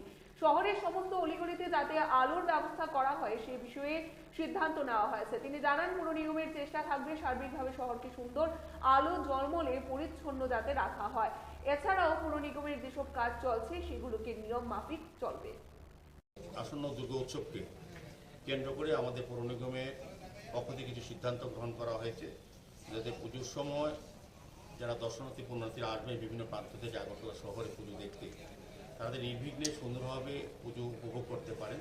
এবং প্রতিমা নিরঞ্জনের ক্ষেত্রে আমরা গতবার সাফল্যের সঙ্গে আমরা কিছু নতুন ব্যবস্থা গ্রহণ করেছিলাম, সেই ব্যাপারেও আমরা একটু আলোচনা হয়েছে। আর নতুন কিছু আমরা চেষ্টা করব যাতে সুন্দরভাবে প্রতিমা নিরঞ্জন করা যায়, যারা পুজো কমিটি বা ক্লাবরা আছেন তারা যাতে করতে পারে। তো আমরা পুজোতে প্রথমেই আমাদের যে রেজিস্ট্রেশন ফি আমরা গতবার যেমন উপভোগ করে নেইনি, এবারও নেব না। আর আমরা পুজো চলাকালীন বিভিন্ন ক্লাবকে আমরা 100 লিটার করে 2টো আমরা ডাস্টবিন তাদেরকে পার্মানেন্টলি দিয়ে দেবো, যাতে আবর্জনা এখানে সংযুক্ত হয় এবং পরবর্তী সময় আমাদের স্টাফরা কালেকশন করে নিয়ে যাবে। আর ব্লিচিং পাউডার আমরা দেবো, কতবার দিয়েছিলাম প্রতি ক্লাবে, এবং প্রতি ওয়ার্ড থেকে 2 জন করে লেবার প্রতিটি ক্লাবের সাথে থাকবে, 5 দিন কাজ করে তারা যত আবর্জনা তৈরি হবে সেগুলো পরিষ্কার করবে। সার্বিক শহরকে সুন্দর পরিচ্ছন্ন রাখা এবং দুর্গা উৎসব যাতে চলতে পারে, আমরা আজকে আগরতলা পৌর নিগম থেকে প্রতিটি ওয়ার্ডে 16 লক্ষ টাকা করে আমরা এক্সট্রা ফান্ড আজকে স্যাংশন করেছি। প্রতিটি ওয়ার্ডে যেখানে মেরামতি প্রয়োজন যাতে দর্শনার্থী সুন্দরভাবে চলতে পারে। বিশ্বব্যাপী বাস সম্পর্কে সচেতনতা বাড়াতে প্রতি বছর বিশ্ব বাস দিবস পালন করা হয়। বাস কয়েক দশক ধরে দৈনন্দিন জীবনের একটি অংশ রয়েছে। বিশ্ব বাস দিবস বিশ্বব্যাপী বাস সম্পর্কে সচেতনতা বৃদ্ধির জন্য উদযাপনের একটি দিন। যেখানে বাস প্রাকৃতিকভাবে বৃদ্ধি পায় সেখানে বাস একটি দৈনন্দিন উপাদান হয়ে উঠেছে। ওয়ার্ল্ড ব্যাম্বু অর্গানাইজেশনের লক্ষ্যে সেখানে বাসের সম্ভাবনাকে আরো উচ্চতর এক্সপোজারে নিয়ে আসা, প্রাকৃতিক সম্পদ এবং পরিবেশ রক্ষা করার টেকসই ব্যবহার নিশ্চিত করা। এবছরের বাস দিবসের থিম একটি ভালো ভবিষ্যতের জন্য সবুজ সমাধান বাস। বুধবার বিশ্ব বাস দিবসে আলোচনা সভা হয় রাজধানীর প্রজ্ঞা ভবনে। ত্রিপুরা গ্রামীণ জীবিকা মিশন, নাবার্ড ও ত্রিপুরা ব্যাম্বু মিশনের তরফে হয় আলোচনা চক্র। অনুষ্ঠানে উপস্থিত ছিলেন বিধায়ক অন্তরা দেব সরকার সহ সংশ্লিষ্ট মিশনের আধিকারিকরা। এদিন আলোচনা করতে গিয়ে বিধায়ক অন্তরা দেব সরকার বলেন, আগরতলা এমবিবি বিমানবন্দরে, রেল স্টেশনে বাসজাত শিল্পের বিভিন্ন সামগ্রীর স্টল রয়েছে। শুধু রাজ্য দেশ নয়, আন্তর্জাতিক স্তরেও এই শিল্পের চাহিদা রয়েছে। ত্রিপুরা গ্রামীণ জীবিকা মিশনের মাধ্যমে বাস শিল্পের সঙ্গে অনেক মহিলা যুক্ত রয়েছেন। এছাড়াও বক্তারা বিভিন্ন বিষয় তুলে ধরেছেন। আমাদের রাজ্য সরকারের উদ্যোগে আমাদের এয়ারপোর্টে যে একটা ভিতরে আমাদের মহিলাদের উৎপাদিত সামগ্রীর একটা স্টল আছে। আমাদের রাজ্যের শ্রদ্ধেয় মুখ্যমন্ত্রী যে চিন্তাধারা, যে ওই উদ্যোগে আমাদের বাধারঘাট রেলওয়ে স্টেশনের ভিতরে একটি প্রোডাক্ট স্টল আছে, যেটা ওয়ান স্টেশন ওয়ান প্রোডাক্ট। তো আমাদের রাজ্যের মহিলা দিদিরা, টিআরএমের দিদিদের উৎপাদিত সামগ্রী ওইখানেও তৈরি হচ্ছে বা ওইখানে একটা স্টল হিসাবে, দোকান হিসাবে আছে, ভালো বিক্রি হয়। আমাদের এয়ারপোর্টে যেমন হয় এখানেও হয়। তো আমাদের সরকারি যে দিশা, এই বাস শিল্প বা আমাদের বিভিন্ন বাস আছে, হস্তশিল্প, কাপড়ের মধ্যে যেটা আছে হ্যান্ডলুমের, এটারও অনেক চাহিদা আছে। নতুন সংসদ ভবনে বিশেষ অধিবেশনে নারী শক্তি বন্দনা নামে মহিলাদের জন্য 30% আসন সংরক্ষণ বিল সংসদে পেশ করায় সেখানে প্রধানমন্ত্রীকে ধন্যবাদ জানিয়েছেন ত্রিপুরা প্রদেশ মহিলা মোর্চা। বৃহস্পতিবার সমস্ত বিধানসভায় ধন্যবাদ র্যালি করবে বিজেপি মহিলা সংগঠন। বুধবার প্রদেশ বিজেপি কার্যালয়ে সাংবাদিক সম্মেলন করেন সংগঠনের সভানেত্রী ঝর্ণা দেববর্মা ও বিজেপি প্রদেশ সাধারণ সম্পাদিকা পাপিয়া দত্ত। তারা বলেন যে ভারতবর্ষের নারীদের জন্য একটা গৌরবময় 19শে সেপ্টেম্বর। নারীদের ক্ষমতায়নের মাধ্যমে এই ভারতের ক্ষমতায়ন ও উত্থান, এই ভাবনাকে সামনে নিয়ে প্রধানমন্ত্রী নরেন্দ্র মোদী নারীদের এগিয়ে নিয়ে যাচ্ছেন। ভারত সরকারের গুরুত্বপূর্ণ বিভাগ সামলেছেন মহিলারা। এদিকে সংসদে বিল পেশের জন্য বিশেষভাবে ধন্যবাদ জানান তারা। প্রধানমন্ত্রীকে ধন্যবাদ জানিয়ে প্রদেশ বিজেপি অফিসের সামনে আনন্দে মেতে ওঠেন মহিলা সংগঠনের নেত্রী সদস্যরা। তারা বাজি পুড়িয়ে একে অপরকে মিষ্টি মুখ করিয়ে আনন্দে মেতে ওঠেন। রাজ্যের অন্যান্য জেলায় বুধবার মুখ্যমন্ত্রীকে পাশাপাশি প্রধানমন্ত্রীকে ধন্যবাদ জানায় মহিলা মোর্চা।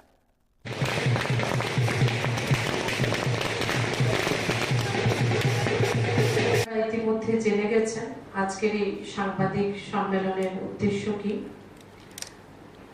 গতকাল 19শে সেপ্টেম্বর সত্যি এই ভারতবর্ষের প্রত্যেক নারীর জন্য এক গৌরবময় দিন ছিল।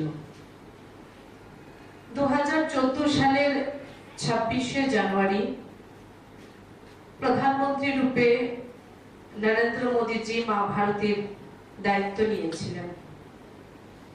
আমরা সেদিন থেকে আজ পর্যন্ত যদি দেখি, সামাজিক, অর্থনৈতিক, নারীর ক্ষমতায়নের মাধ্যমে এই ভারতের উত্থান, এই ভারতের ক্ষমতায়ন, এই চেতনা, এই ভাবনাকে সাথে নিয়ে ভারতবর্ষের প্রধানমন্ত্রী নরেন্দ্র মোদীজি এই ভারতের নারীকে এগিয়ে নিয়ে যাচ্ছে। আজ রাজনৈতিক ক্ষেত্র যদি আমরা দেখি, 23 ধর্মপুর বিধানসভার নবনির্বাচিত বিধায়ক বিন্দু দেবনাথকে সম্বর্ধনা জানিয়েছেন কাঠালিয়া ব্লক কর্তৃপক্ষ, জানিয়েছেন কাঠালিয়া পঞ্চায়েত সমিতির সহ যৌথ উদ্যোগে। সংবর্ধনা সভার আয়োজন করা হয় কাঠালিয়া ব্লক পঞ্চায়েত সমিতির কনফারেন্স হলে। সংবর্ধনা সভায় আয়োজকদের মধ্যে বিডিও সহ অন্যান্য কর্মচারী ও পঞ্চায়েত সমিতির সমস্ত সদস্যরা উপস্থিত ছিলেন এবং সাম্প্রতিক পবিত্র বিধানসভায় গিয়ে ধনপুরবাসীর সার্বিক স্বার্থে কথা বলার জন্য দল আমাকে প্রার্থী করেছিল। আর বিধানসভার নির্বাচনে ধনপুরের মানুষ আমাকে বিপুল ভোটের সমর্থন জানিয়েছেন। এখন আমার কর্তব্য আমি এই ধনপুরের জনস্বার্থে গুরুত্বপূর্ণ সমস্যাগুলি পবিত্র বিধানসভায় তুলে ধরা। আমি আজ ব্লক কর্তৃপক্ষ ও পঞ্চায়েত সমিতির সংবর্ধনা পেয়ে অত্যন্ত আপ্লুত। বিন্দুবাবু বলেন, আমি আরো আপ্লুত হব, আনন্দিত হব উন্নয়ন কাজে এই এলাকার প্রশাসন এবং মানুষ যেন সহযোগিতার হাত বাড়িয়ে দেয় আমার পাশে। লক্ষ্য থাকবে সাধারণ মানুষকে পরিষেবা দেওয়া, এবার যতটুকু সম্ভব। তারপরও আমরা প্রশাসনিকভাবে যে চেষ্টাটা চালাই যে অন্তত পরিষেবাটা যেন সঠিক সময় দিতে পারে। অনেক কিছু রয়েছে যে কিছু নিয়ম নীতির কারণে আমরা শেষ করতে পারি না, কাজগুলি করতে পারি না, কিন্তু কিছু কাজ উচ্চভাবে হলেও করে দিতে হয় তাদেরকে। এটা প্রশাসনিক তৎপরতার বাইরে। আর আপনারা যারা জিআরএস রয়েছেন তাদের সঙ্গে আরেকটা সাধারণ মানুষের সম্পর্ক। শিশু বয়সে বিশেষ গুণের অধিকারী তেলিয়ামুড়া মহকুমার ব্রহ্মছড়া এলাকার বাসিন্দা সুধীর চৌধুরীর ছেলে রাজদীপ চৌধুরী উপযুক্ত সুযোগের অভাবে নিজের প্রতিভাকে তুলে ধরতে পারছে না সে।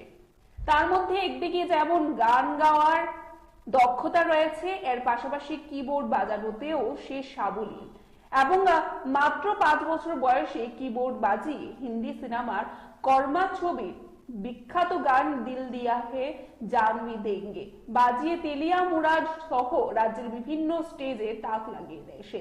তেলিয়ামুড়া মহকুমার বিভিন্ন অনুষ্ঠানে তাকে কিবোর্ড বাজানোর সুযোগও করে দেওয়া হয়। তারপর থেকে তার অনুশীলন আরো বেড়ে যায়। মানুষের প্রশংসা তাকে আরো ভালো কিছু করার অনুপ্রেরণা জাগাতে থাকে। এখন সে 6ষ্ঠ শ্রেণীর ছাত্র। পড়াশোনার পাশাপাশি রীতিমতো নিজেকে মেলে ধরার চেষ্টা চালিয়ে যাচ্ছে। কিন্তু বাবা সামান্য বাইক মেকানিক, তাকে উপযুক্ত প্রশিক্ষণের পাশাপাশি প্রতিযোগিতামূলক অনুষ্ঠানে নিয়ে যেতে পারে না সবসময়। রাজ্যের মন্ত্রীর বিধানসভা এলাকার বাসিন্দা হওয়ার সুবাদে সহযোগিতার রাখাটা একেবারে অস্বাভাবিক কিছু না। আশাও করেন, কিন্তু এখনো পর্যন্ত 29 কৃষ্ণপুর বিধানসভার বিধায়ক তথা ত্রিপুরা সরকারের জনজাতি কল্যাণ দপ্তরের মন্ত্রী বিকাশ দেববর্মা মহোদয়ের তরফে কোনো ধরনের সহযোগিতা পায়নি রাজদীপ। এমনটাই জানালেন রাজদীপের বাবা সুধীর চৌধুরী। তিনি আশা রাখছেন মন্ত্রী বাহাদুরের সাহায্যের হাত ধরে আগামী দিনে রাজদীপ রাজ্যের দরবারে একজন ভালো শিল্পী হয়ে উঠতে সক্ষম হবে।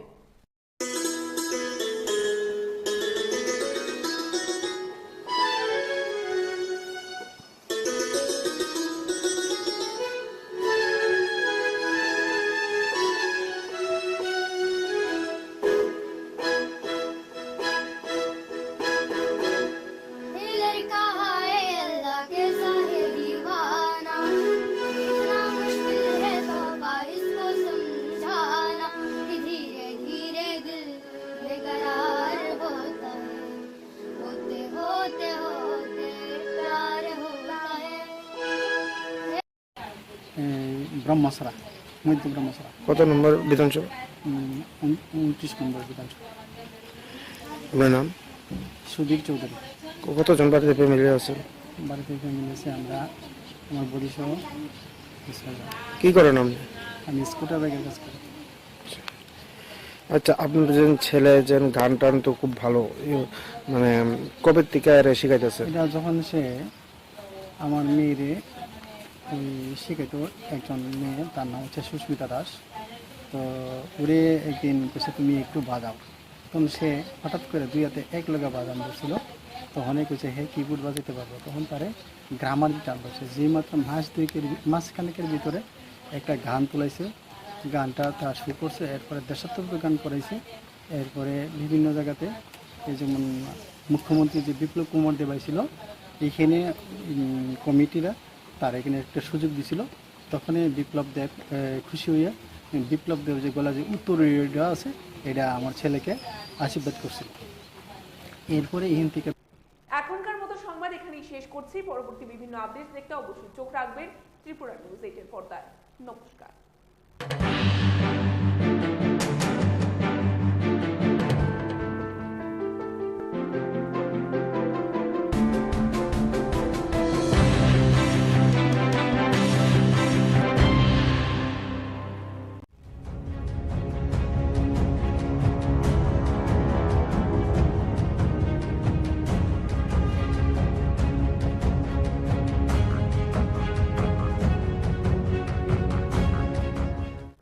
নমস্কার, স্বাগত আপনাদের ত্রিপুরা নিউজ 8-এ। ইতিমধ্যে রাজ্যে উঠে আসা একটি জ্বলন্ত বিষয়কে নিয়ে আমি আপনাদের সাথে রয়েছি বিশেষ প্রতিবেদনে পূজা। আমি অবশ্যই আপনাদের সামনে তুলে ধরার চেষ্টা করব যে এই মুহূর্তে রাজ্যে একটি বিষয়কে নিয়ে বহু আলোচনা সমালোচনা চলছে।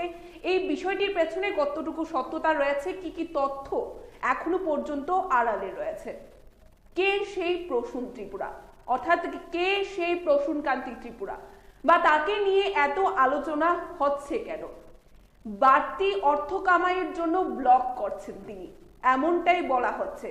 তা কতটুকু সত্য রয়েছে, এই বিষয়গুলোকে নিয়ে এই মুহূর্তে আমাদের এই বিশেষ প্রতিবেদন রয়েছে। চলুন জেনে নেওয়া যাক যে এই কথাগুলোর পেছনে কতটুকু সত্যতা রয়েছে, কি কি তথ্য এখনো পর্যন্ত আড়ালে লুকিয়ে রয়েছে। প্রসূনকান্তি ত্রিপুরা, উনি হচ্ছেন একজন দাবাং এসডিপিও, দাবাং প্রশাসনিক আধিকারিক আমাদের রাজ্যের, আমরা বলতেই পারি।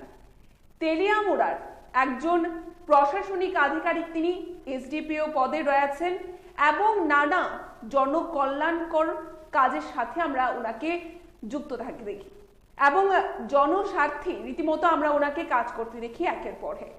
কিন্তু আজকের দিনে দাঁড়িয়ে এবারে আমরা দেখতে পাচ্ছি রাজ্যের বুকে এমন কিছু সংবাদ মাধ্যম রয়েছে, পত্র পত্রিকা রয়েছে, যেখানে নাকি ওনার কিছু কার্যকলাপকে নিয়ে বা বলাই যেতে পারে ওনার ব্যক্তিগত জীবনকে নিয়ে নানান আলোচনা সমালোচনা করা হচ্ছে, নানানভাবে তাকে তুলে ধরা হচ্ছে, কখনো পজিটিভলি কখনো নেগেটিভলি।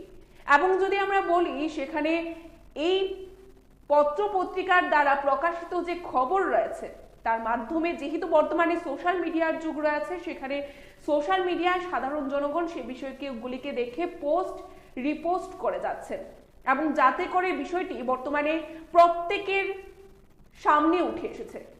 এবং এই বিষয়ে কতটুকু সত্যতা রয়েছে, বাড়তি অর্থ কামাইয়ের জন্যই কিন্তু তিনি ব্লগ করছেন, সেই বিষয়গুলো কিন্তু আমরা আজকে এই প্রতিবেদনে আপনার সামনে বা আপনাদের সামনে তুলে ধরার চেষ্টা করব। আমরা যদি দেখি প্রসূনকান্তি ত্রিপুরা, যিনি তেলিয়ামুড়ার বর্তমানে এসডিপিও রয়েছেন, প্রশাসনিক আধিকারিক, হ্যাঁ আমরা অবশ্যই মেনে নেব ওনার দায়িত্ব হচ্ছে যে জনগণের নিরাপত্তার স্বার্থে কাজ করা, ওনার দায়িত্ব সেটি রয়েছে, সেটা বটেই, উনি ওনার দায়িত্ব পালন করবেন। কিন্তু তার পাশাপাশি ওনার একটি ব্যক্তিগত জীবনও রয়েছে, সেটা আমাদের প্রত্যেকেরই থাকে। এবার উনি ব্যক্তিগত জীবনে ব্লগ করবেন নাকি অন্য কিছু করবেন, সেখানে আমাদের মাথা ব্যথা হওয়ার কোনো বিষয় নেই। আমরা অন্ততপক্ষে আমরা ত্রিপুরা নিউজ 8 কারোর ব্যক্তিগত জীবনে আক্রমণকে আমরা আমাদের এথিক্সে রাখি না। আমরা রাখি না মানুষকে ব্যক্তিগত জীবনে তার ব্যক্তিগত সময়ে গিয়ে সেরে আক্রমণ করার বিষয়টিকে। কেননা একজনের ব্যক্তিগত জীবন থাকতেই পারে, সে ব্যক্তিগত জীবনে ব্লগ করছে এবং সেই ব্লগের মাধ্যমেও তিনি কি তুলে ধরার চেষ্টা করছে তাতে আমরা একে একে আসছি। যে বিষয়টিকে সংবাদ মাধ্যম, কিছু সংবাদ মাধ্যম এবং পত্র পত্রিকাতে তুলে ধরা হচ্ছে, যার কারণে সোশ্যাল মিডিয়াতেও জনগণ তাকে পোস্ট রিপোস্ট করছে যে উনি নাকি বাড়তি কামাইয়ের জন্য ব্লগ তৈরি করছেন। এবার আপনারা যারা শুভবুদ্ধি সম্পন্ন মহল রয়েছেন, আপনারা যদি ওনার ব্লগগুলো দেখে থাকেন, আপনারা দেখতে পাবেন সেই ব্লগেও তিনি নানান ধরনের জনহিতকর কাজ করে যাচ্ছেন। অর্থাৎ আমরা দেখতে পাচ্ছি ওনার ব্লগের মাধ্যমে কিন্তু আমরাও দেখতে পেয়েছি যে বেশ কিছু জায়গায় যারা নেশাসক্ত হয়ে পড়ছেন বা নেশা কারবারির সাথে যুক্ত হয়ে পড়ছেন, তাদেরকে তিনি বুঝিয়ে সেখান থেকে ঘরমুখী করে তুলছেন। এবং অন্যদিকে যদি আমরা দেখি যে বেশ কিছু জায়গাতে চাঁদার জুলুমবাজি, আমরা জানি বিভিন্ন পুজোকে বা পুজোকে কেন্দ্র করে প্রত্যেকটি জায়গায় চাঁদার একটা জুলুমবাজির কথা আমরা প্রত্যেকেই জানি। সেই চাঁদার জুলুমবাজিকে বন্ধ করার জন্য তার বিরুদ্ধে তিনি প্রতিবাদ করছেন। এই ধরনের জনহিতকর বা জনমুখী কাজ করে যাচ্ছেন তেলিয়ামুড়ার এসডিপিও প্রসূনকান্তি ত্রিপুরা। এবং এই বিষয়গুলোকে আমরা দেখতে পাচ্ছি বর্তমানে প্রসূনকান্তি ত্রিপুরা ব্লগের মাধ্যমে তুলে ধরছেন এবং তাকে নানানভাবে তুলে ধরা হচ্ছে রাজ্যের জনগণের সামনে। এবং সেই বিষয়গুলি একেবারেই যে সত্য নয়, সেই কারণেই আমাদের এই বিশেষ প্রতিবেদন। আপনাদেরও আমরা দেখানোর চেষ্টা করব বা আপনাদের সামনেও আমরা তুলে ধরার চেষ্টা করব যে তিনি ব্লগের মাধ্যমে কি কি কাজ করছেন। তাছাড়াও এই গোটা বিষয়কে নিয়ে যেহেতু গোটা রাজ্যবাসীর সামনে তা এই মুহূর্তে উঠে এসেছে আর আড়ালে নেই, সে কারণে আমরা এই বিষয়টিকে নিয়ে কথা বলার চেষ্টা করে খোদ তেলিয়ামুড়ার এসডিপিওর যিনি রয়েছেন প্রসূনকান্তি ত্রিপুরার সাথে। উনি এই বিষয়ে কথা বলতে গিয়ে রীতিমতো সেখানে ভাবুক হয়ে পড়েছেন। আমরা দেখতে পাই উনি ইমোশনাল হয়ে পড়ে, ওনার চোখ দিয়ে জলও বেরিয়ে আসে। কি বলছেন তিনি আমাদের একান্ত ফোন আলাপে, চলুন শুনে নেওয়া যাক। নমস্কার স্যার, স্বাগত আপনাকে ত্রিপুরা নিউজ 8 এ। নমস্কার ম্যাডাম। স্যার, ইতিমধ্যে আমরা দেখতে পাচ্ছি বিভিন্ন সংবাদ মাধ্যম বা পত্রিকা যদি আমরা বলি, সেই পত্র পত্রিকাতেও আমরা দেখতে পাচ্ছি বিভিন্ন বিষয় উঠছে আপনার ব্যাপারে। কোথাও ভালো উঠছে, কোথাও খারাপ ভাবে তুলে ধরা হচ্ছে বিষয়টিকে, যে আপনি নাকি টাকা কামানোর জন্য বা বাড়তি অর্থ ইনকামের জন্য আপনি বিভিন্ন ব্লগ তৈরি করছেন, সেই ধরনের বিষয়গুলো তুলে ধরা হচ্ছে। সেখানে আপনার মতামত কি থাকবে স্যার? ম্যাডাম ধন্যবাদ ত্রিপুরা নিউজকে। অ্যাকচুয়ালি ওনারা আমাকে ফেমাস বানাচ্ছে। আমি যদি ব্লগ তৈরি করে টাকা কামাই করি তাহলে ওনারা করুক না ব্লগটা। আর যারা ব্লগার ওরা জানে একটা ব্লগ। ফায়ারম্যান এবং ড্রাইভার পদে নিয়োগ প্রক্রিয়া নিয়ে বিড়ম্বনা তৈরি হয়েছে। একাংশ যা করি প্রত্যাশীরা নিয়োগ প্রক্রিয়া দ্রুত সম্পূর্ণ করার দাবি নিয়ে দফতরের অধিকর্তার কাছে স্মারকলিপি প্রদান করলেন। দীর্ঘ প্রায় 1 বছরের বেশি সময় ধরে ফায়ারম্যান এবং ড্রাইভার পদে নিয়োগ প্রক্রিয়া প্রায় থমকে আছে। উল্লেখ করা প্রয়োজন, সংশ্লিষ্ট দুটি পদে নিয়োগের জন্য গত বছরের জুলাই মাসে দেওয়া বিজ্ঞপ্তি মূলে রাজ্যের বহু চাকুরি প্রত্যাশী আবেদন করে এবং পর্যায়ক্রমে শারীরিক পরীক্ষা সহ লিখিত পরীক্ষার পর্ব সম্পন্ন হয়েছে, কিন্তু এখনো নিয়োগ পর্ব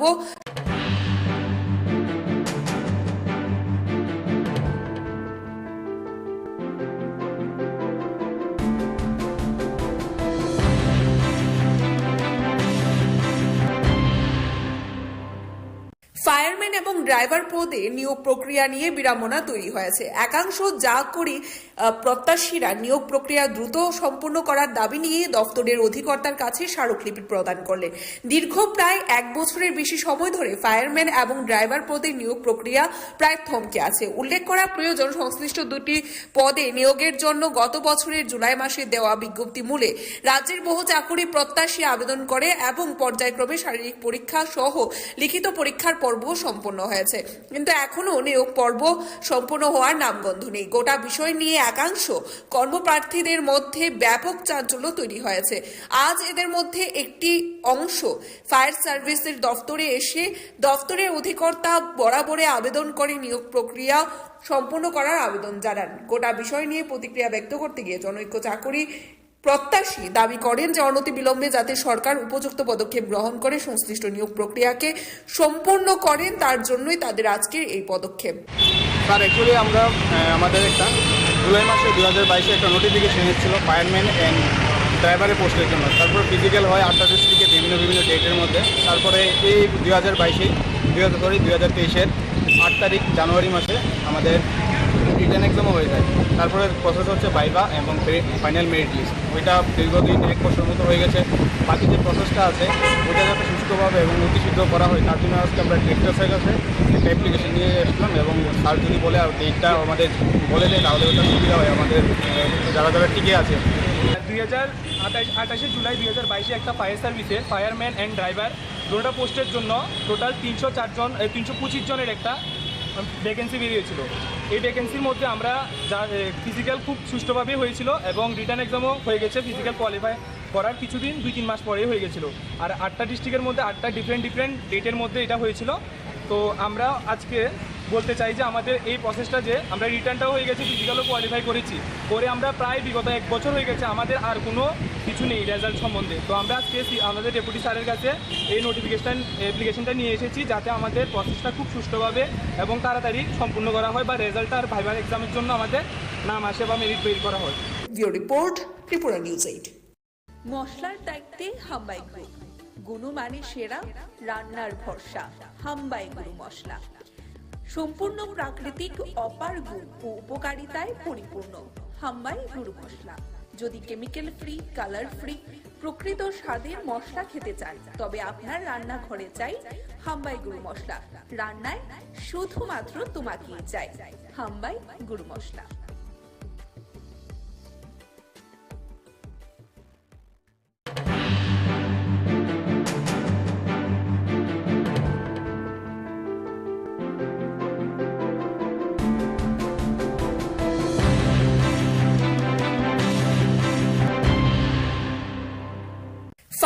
এবং ড্রাইভার পদে নিয়োগ প্রক্রিয়া নিয়ে বিড়ম্বনা তৈরি হয়েছে। একাংশ প্রত্যাশীরা নিয়োগ প্রক্রিয়া দ্রুত সম্পূর্ণ করার দাবি নিয়ে দফতরের অধিকর্তার কাছে স্মারকলিপি প্রদান করলেন।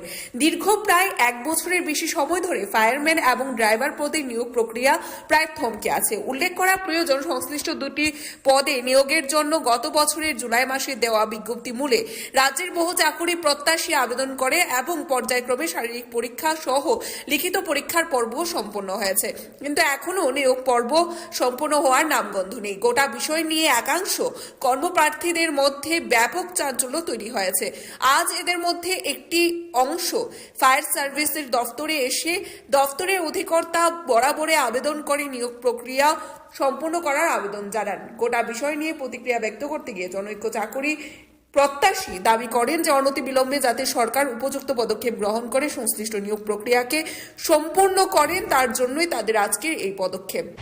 স্যার, অ্যাকচুয়ালি আমরা আমাদের একটা জুলাই মাসে 2022-এ একটা নোটিফিকেশন এসেছিল ফায়ারম্যান অ্যান্ড ড্রাইভারের পোস্টের জন্য। তারপর ফিজিক্যাল হয় 8টা ডিস্ট্রিক্টে বিভিন্ন ডেটের মধ্যে। তারপরে এই 2023-এর 8 তারিখ জানুয়ারি মাসে আমাদের রিটেন এক্সামও হয়ে যায়। তারপরে প্রসেস হচ্ছে ভাইভা এবং ফাইনাল মেরিট লিস্ট। ওইটা দীর্ঘদিন 1 বছর মতো হয়ে গেছে। বাকি যে প্রসেসটা আছে ওইটা যাতে সুস্থভাবে এবং অতিশীঘ্র করা হয় তার জন্য আজকে আমরা ডিরেক্টর স্যারের কাছে একটা অ্যাপ্লিকেশন নিয়ে এসলাম এবং স্যার যদি বলে আর ডেটটা আমাদের বলে দেয় তাহলে ওটা সুবিধা হয় আমাদের যারা টিকে আছে। 28 জুলাই 2022-এ একটা ফায়ার সার্ভিসে ফায়ারম্যান অ্যান্ড ড্রাইভার দুটো পোস্টের জন্য টোটাল 325 জনের একটা ভ্যাকেন্সি বেরিয়েছিল। এই ভ্যাকেন্সির মধ্যে আমরা ফিজিক্যাল খুব সুষ্ঠুভাবে হয়েছিল এবং রিটার্ন এক্সামও হয়ে গেছে। ফিজিক্যাল কোয়ালিফাই করার কিছুদিন 2-3 মাস পরেই হয়ে গেছিলো। আর 8টা ডিস্ট্রিক্টের মধ্যে 8টা ডিফারেন্ট ডেটের মধ্যে এটা হয়েছিল। তো আমরা আজকে বলতে চাই যে আমাদের এই প্রসেসটা যে আমরা রিটার্নটাও হয়ে গেছে, ফিজিক্যালও কোয়ালিফাই করেছি, করে আমরা প্রায় বিগত 1 বছর হয়ে গেছে, আমাদের আর কোনো কিছু নেই রেজাল্ট সম্বন্ধে। তো আমরা আজকে আমাদের ডেপুটি স্যারের কাছে এই অ্যাপ্লিকেশনটা নিয়ে এসেছি যাতে আমাদের প্রসেসটা খুব সুষ্ঠুভাবে এবং তাড়াতাড়ি সম্পূর্ণ করা হয় বা রেজাল্ট আর ভাইবার এক্সামের জন্য আমাদের নাম আসে বা মেরিট বের করা হয়। Video report, Tripura news 8। মশলার দায়িত্বে হাম্বাই গ্রুপ, গুণমানে সেরা, রান্নার ভরসা। হাম্বাই গুরু মশলা সম্পূর্ণ প্রাকৃতিক, অপার গুণ ও উপকারিতায় পরিপূর্ণ। হাম্বাই গুরু মশলা। যদি কেমিক্যাল ফ্রি, কালার ফ্রি, প্রকৃত স্বাদের মশলা খেতে চান তবে আপনার রান্নাঘরে চাই হাম্বাই গুরু মশলা। রান্নায় শুধুমাত্র তোমাকেই চাই হাম্বাই গুরু মশলা।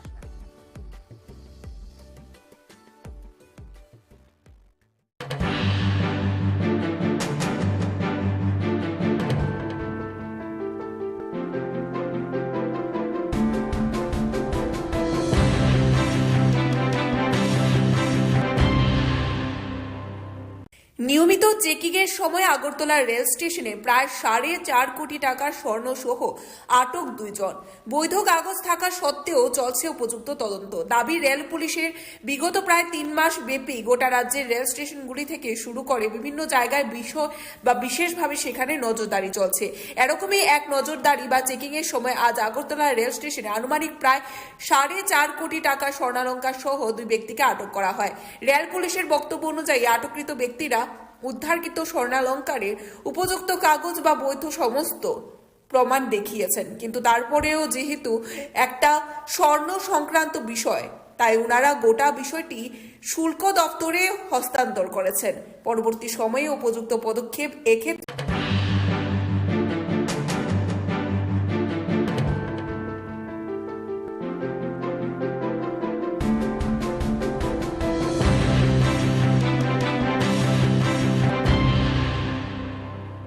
নিয়মিত চেকিংয়ের সময় আগরতলা রেল স্টেশনে প্রায় 4.5 কোটি টাকার স্বর্ণ সহ আটক 2 জন। বৈধ কাগজ থাকা সত্ত্বেও চলছে উপযুক্ত তদন্ত। দাবি রেল পুলিশের বিগত প্রায় 3 মাস ব্যাপী গোটা রাজ্যের রেল স্টেশনগুলি থেকে শুরু করে বিভিন্ন জায়গায় বিশেষভাবে সেখানে নজরদারি চলছে। এরকমই এক নজরদারি বা চেকিংয়ের সময় আজ আগরতলা রেল স্টেশনে আনুমানিক প্রায় 4.5 কোটি টাকার স্বর্ণালংকার সহ 2 ব্যক্তিকে আটক করা হয়। রেল পুলিশের বক্তব্য অনুযায়ী আটককৃত ব্যক্তিরা উদ্ধারকৃত স্বর্ণালংকারের উপযুক্ত কাগজ বা বৈধ সমস্ত প্রমাণ দেখিয়েছেন, কিন্তু তারপরেও যেহেতু একটা স্বর্ণ সংক্রান্ত বিষয় তাই ওনারা গোটা বিষয়টি শুল্ক দপ্তরে হস্তান্তর করেছেন। পরবর্তী সময়ে উপযুক্ত পদক্ষেপ এক্ষেত্রে শুল্ক দপ্তর স্থির করবেন। এদিকে রেল স্টেশন চত্বরে এরকম ভাবে বিপুল পরিমাণে স্বর্ণালংকার সহ 2 ব্যক্তির আটক হওয়ার ঘটনাকে ঘিরে ব্যাপক চাঞ্চল্য ছড়িয়ে পড়েছে। অ্যাকচুয়ালি আমাদের আগরতলা রেলওয়ে স্টেশন এবং ত্রিপুরা সব জায়গাতে স্পেশাল রেট চলছে, আপনারা জানেন 3 মাস ব্যাপী। এই উপলক্ষে আজকে আমরা আমাদের জিআরপি, আরপিএফ অফিসার এবং টিএসআর স্টাফ, আদার বিএসএফ সব অর্গানাইজেশন স্টেশনে থাকে। তো আমরা যখন চেকিং করছিলাম মানুষের লাগেজ এবং ইলিগাল কন্ট্রাভেন্স, তখন 2জন লোকে লাগেজ চেক করে আমরা তাদের লাগেজের মধ্যে গোল্ড অর্নামেন্টস পাই অনেকগুলি। তো ওইগুলো দেখার পর তাদের কাছে পেপারস এবং অথেন্টিকেশন ডকুমেন্টস পুরো আছে, এগুলো আমরা চেক করি। চেক করার পর দেখি যে এখানে approx 7.5 KG ornaments, gold ornaments আছে।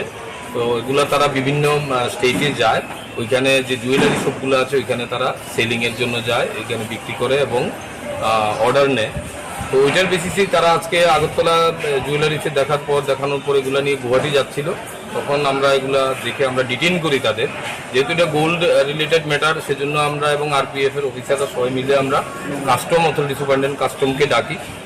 কাস্টম এসে তাদের ডিটেইন করে নিয়ে গেছে। এগুলার যে পেপারস এবং গোল্ডগুলার যে জেনুইনিটি ওটা তারা ভেরিফিকেশন করে অ্যাজ পার আইন অনুযায়ী তারা ব্যবস্থা গ্রহণ করে। Bureau report, Tripura news 8। মশলার দায়িত্বে হাম্বাই গ্রুপ, গুণমানে সেরা, রান্নার ভরসা। হাম্বাই গুরু মশলা সম্পূর্ণ প্রাকৃতিক, অপার গুণ ও উপকারিতায় পরিপূর্ণ। হাম্বাই গুরু মশলা। যদি কেমিক্যাল ফ্রি, কালার ফ্রি, প্রকৃত স্বাদের মশলা খেতে চান তবে আপনার রান্নাঘরে চাই হাম্বাই গুরু মশলা। রান্নায় শুধুমাত্র তোমাকেই চাই হাম্বাই গুরু মশলা।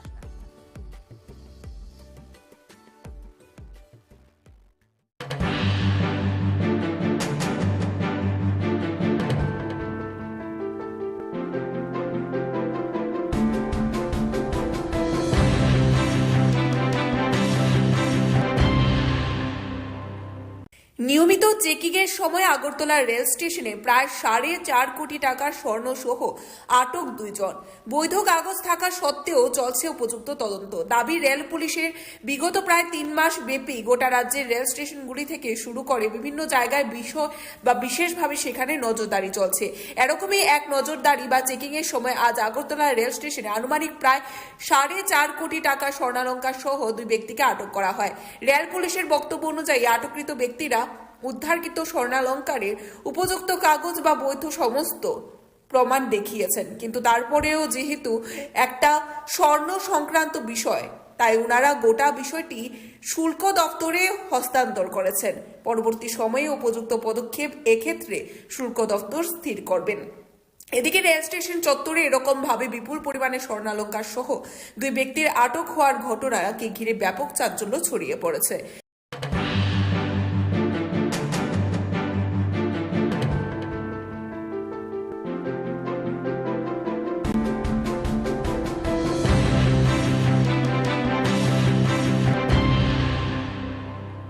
খোয়াইয়ের ধলাবিল এলাকায় বিলাসবহুল গাড়ি থেকে 5 লক্ষাধিক টাকার হেরোইন সহ আটক কমলপুরের সৌমিত্র কর্মকার। সুনির্দিষ্ট তথ্যের ভিত্তিতে আজ আরও একবার নেশাবিরোধী কর্মক্ষেত্রে বিশেষ সফলতা অর্জন করল খোয়াই পুলিশ। ঘটনার বিবরণী জানা যায়, আগরতলা থেকে কমলপুর যাওয়ার পথে বিলাসবহুল গাড়িতে করে হেরোইন পাচার হচ্ছিল। এই সংবাদের ভিত্তিতে খোয়াই মহকুমা পুলিশ আধিকারিক প্রসূনকান্তি মজুমদার সহ খোয়াই থানার পুলিশ আধিকারিক সুবীর মালাকার ধলাবিল এলাকায় উৎপেতে বসে থাকেন।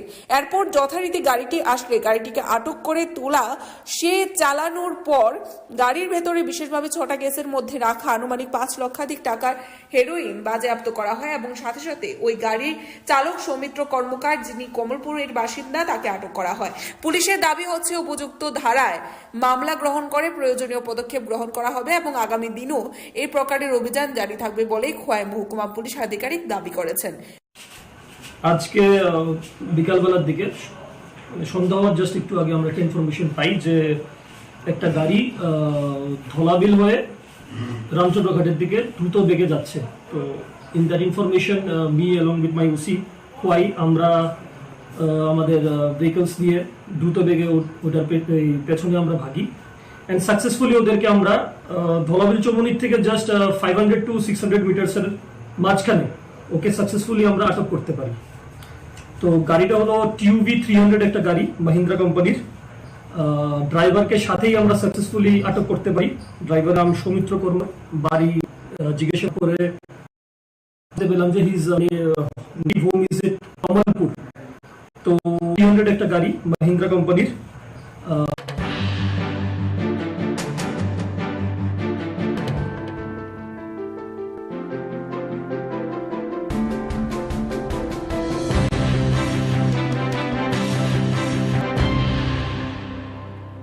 খোয়াইয়ের ধলাবিল এলাকায় বিলাসবহুল গাড়ি থেকে 5 লক্ষাধিক টাকার হেরোইন সহ আটক কমলপুরের সৌমিত্র কর্মকার। সুনির্দিষ্ট তথ্যের ভিত্তিতে আজ আরও একবার নেশাবিরোধী কর্মক্ষেত্রে বিশেষ সফলতা অর্জন করল খোয়াই পুলিশ। ঘটনার বিবরণী জানা যায়, আগরতলা থেকে কমলপুর যাওয়ার পথে বিলাসবহুল গাড়িতে করে হেরোইন পাচার হচ্ছিল। এই সংবাদের ভিত্তিতে খোয়াই মহকুমা পুলিশ আধিকারিক প্রসূনকান্তি মজুমদার সহ খোয়াই থানার পুলিশ আধিকারিক সুবীর মালাকার ধলাবিল এলাকায় উৎপেতে বসে থাকেন। এরপর যথারীতি গাড়িটি আসলে গাড়িটিকে আটক করে তোলা, সে চালানোর পর গাড়ির ভেতরে বিশেষভাবে 6টা কেসের মধ্যে রাখা আনুমানিক 5 লক্ষাধিক টাকার হেরোইন বাজেয়াপ্ত করা হয় এবং সাথে সাথে ওই গাড়ির চালক সৌমিত্র কর্মকার, যিনি কমলপুরের বাসিন্দা, তাকে আটক করা হয়। পুলিশের দাবি হচ্ছে উপযুক্ত ধারায় মামলা গ্রহণ করে প্রয়োজনীয় পদক্ষেপ গ্রহণ করা হবে এবং আগামী দিনও এই প্রকারের অভিযান জারি থাকবে বলে খোয়াই মহকুমা পুলিশ আধিকারিক দাবি করেছেন। আজকে বিকালবেলার দিকে সন্ধ্যা হওয়ার জাস্ট একটু আগে আমরা একটা ইনফরমেশন পাই যে একটা গাড়ি ধলাবিল হয়ে রামচন্দ্রঘাটের দিকে দ্রুত বেগে যাচ্ছে। তো in that information me along with my OC Khowai আমরা আমাদের ভেহিকলস দিয়ে দ্রুত বেগে ওটার পেছনে আমরা ভাগি অ্যান্ড সাকসেসফুলি ওদেরকে আমরা ধলাবিল চৌমনির থেকে জাস্ট 500 to 600 মিটার্সের মাঝখানে ওকে সাকসেসফুলি আমরা আটক করতে পারি। তো গাড়িটা হলো টিউভি 300 একটা গাড়ি, মাহিন্দ্রা কোম্পানির। ড্রাইভারকে সাথেই আমরা সাকসেসফুলি আটক করতে পারি।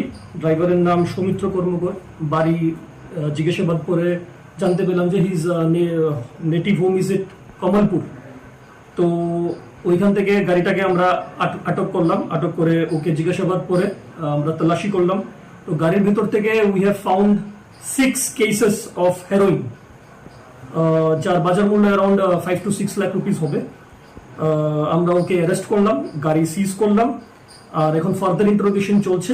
After interrogation will be letting you know what is the progress of the investigation. আর আমরা ফরওয়ার্ড ব্যাকওয়ার্ড লিঙ্কেজ খুঁজারও চেষ্টা করছি। তো ইন্টারোগেশনের মাঝখানে আমরা 5 ডেজের রিমান্ড চাবো। রিমান্ডের মধ্যে আমরা তো বের করে নিতে পারবো ফরওয়ার্ড ব্যাকওয়ার্ড লিঙ্কেজেস এটার কি। Report Tripura news 8। মশলার দায়িত্বে হাম্বাই গ্রুপ, গুণমানে সেরা, রান্নার ভরসা। হাম্বাই গুরু মশলা সম্পূর্ণ প্রাকৃতিক, অপার গুণ ও উপকারিতায় পরিপূর্ণ। হাম্বাই গুরু মশলা। যদি কেমিক্যাল ফ্রি, কালার ফ্রি, প্রকৃত স্বাদের মশলা খেতে চান, তবে আপনার রান্নাঘরে চাই হাম্বাই গুরু মশলা। রান্নায় শুধুমাত্র তোমাকেই চাই হাম্বাই গুরু মশলা।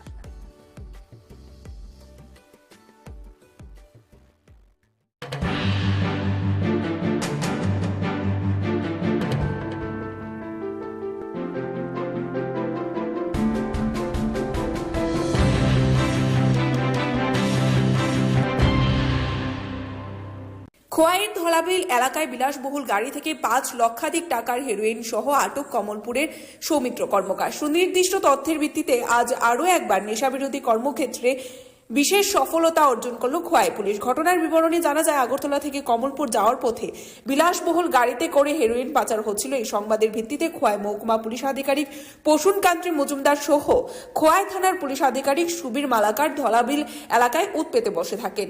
এরপর যথারীতি গাড়িটি আসলে গাড়িটিকে আটক করে তোলা, সে চালানোর পর গাড়ির ভেতরে বিশেষভাবে 6টা কেসের মধ্যে রাখা আনুমানিক 5 লক্ষাধিক টাকার হেরোইন বাজেয়াপ্ত করা হয় এবং সাথে সাথে ওই গাড়ির চালক সৌমিত্র কর্মকার, যিনি কমলপুরের বাসিন্দা, তাকে আটক করা হয়। পুলিশের দাবি হচ্ছে উপযুক্ত ধারায় মামলা গ্রহণ করে প্রয়োজনীয় পদক্ষেপ গ্রহণ করা হবে এবং আগামী দিনও এই প্রকারের অভিযান জারি থাকবে বলে খোয়াই মহকুমা পুলিশ আধিকারিক দাবি করেছেন। আজকে বিকালবেলার দিকে সন্ধ্যা হওয়ার জাস্ট একটু আগে আমরা একটা ইনফরমেশন পাই যে একটা গাড়ি ধলাবিল হয়ে রামচন্দ্রঘাটের দিকে দ্রুত বেগে যাচ্ছে।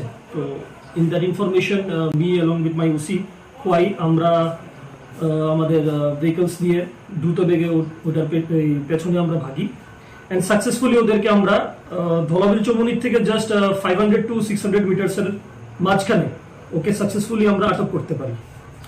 তো গাড়িটা হলো TUV 300 একটা গাড়ি মাহিন্দ্রা কোম্পানির। ড্রাইভারকে সাথেই আমরা সাকসেসফুলি আটক করতে পারি। ড্রাইভারের নাম সৌমিত্র কর্মকর, বাড়ি জিজ্ঞাসাবাদ করে জানতে পেলাম যে হিজ নেটিভ হোম ইজ এট কমলপুর। তো ওইখান থেকে গাড়িটাকে আমরা আটক করলাম, আটক করে ওকে জিজ্ঞাসাবাদ করে আমরা তল্লাশি করলাম। তো গাড়ির ভিতর থেকে we have found 6 cases of heroin, যার বাজার মূল্য অ্যারাউন্ড 5 to 6 লাখ রুপিস হবে। আমরা ওকে অ্যারেস্ট করলাম, গাড়ি সিজ করলাম, আর এখন ফার্দার ইন্টারোগেশন চলছে। After interrogation will be letting you know what is the progress of the investigation. আর আমরা ফরওয়ার্ড ব্যাকওয়ার্ড লিঙ্কেজ খুঁজারও চেষ্টা করছি। তো ইন্টারোগেশনের মাঝখানে আমরা 5 ডেজের রিমান্ড চাবো। রিমান্ডের মধ্যে আমরা তো বের করে নিতে পারবো ফরওয়ার্ড ব্যাকওয়ার্ড লিঙ্কেজেস এটার কি।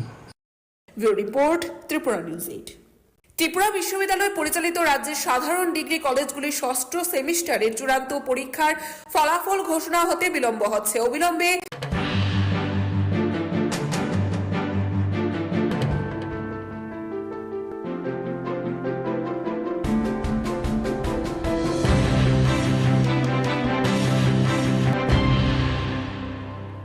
ত্রিপুরা বিশ্ববিদ্যালয় পরিচালিত রাজ্যের সাধারণ ডিগ্রি কলেজগুলির ষষ্ঠ সেমিস্টারের চূড়ান্ত পরীক্ষার ফলাফল ঘোষণা হতে বিলম্ব হচ্ছে। অবিলম্বে ফলাফল ঘোষণার দাবি নিয়ে স্মারকলিপি প্রদান করল অখিল ভারতীয় বিদ্যার্থী পরিষদ।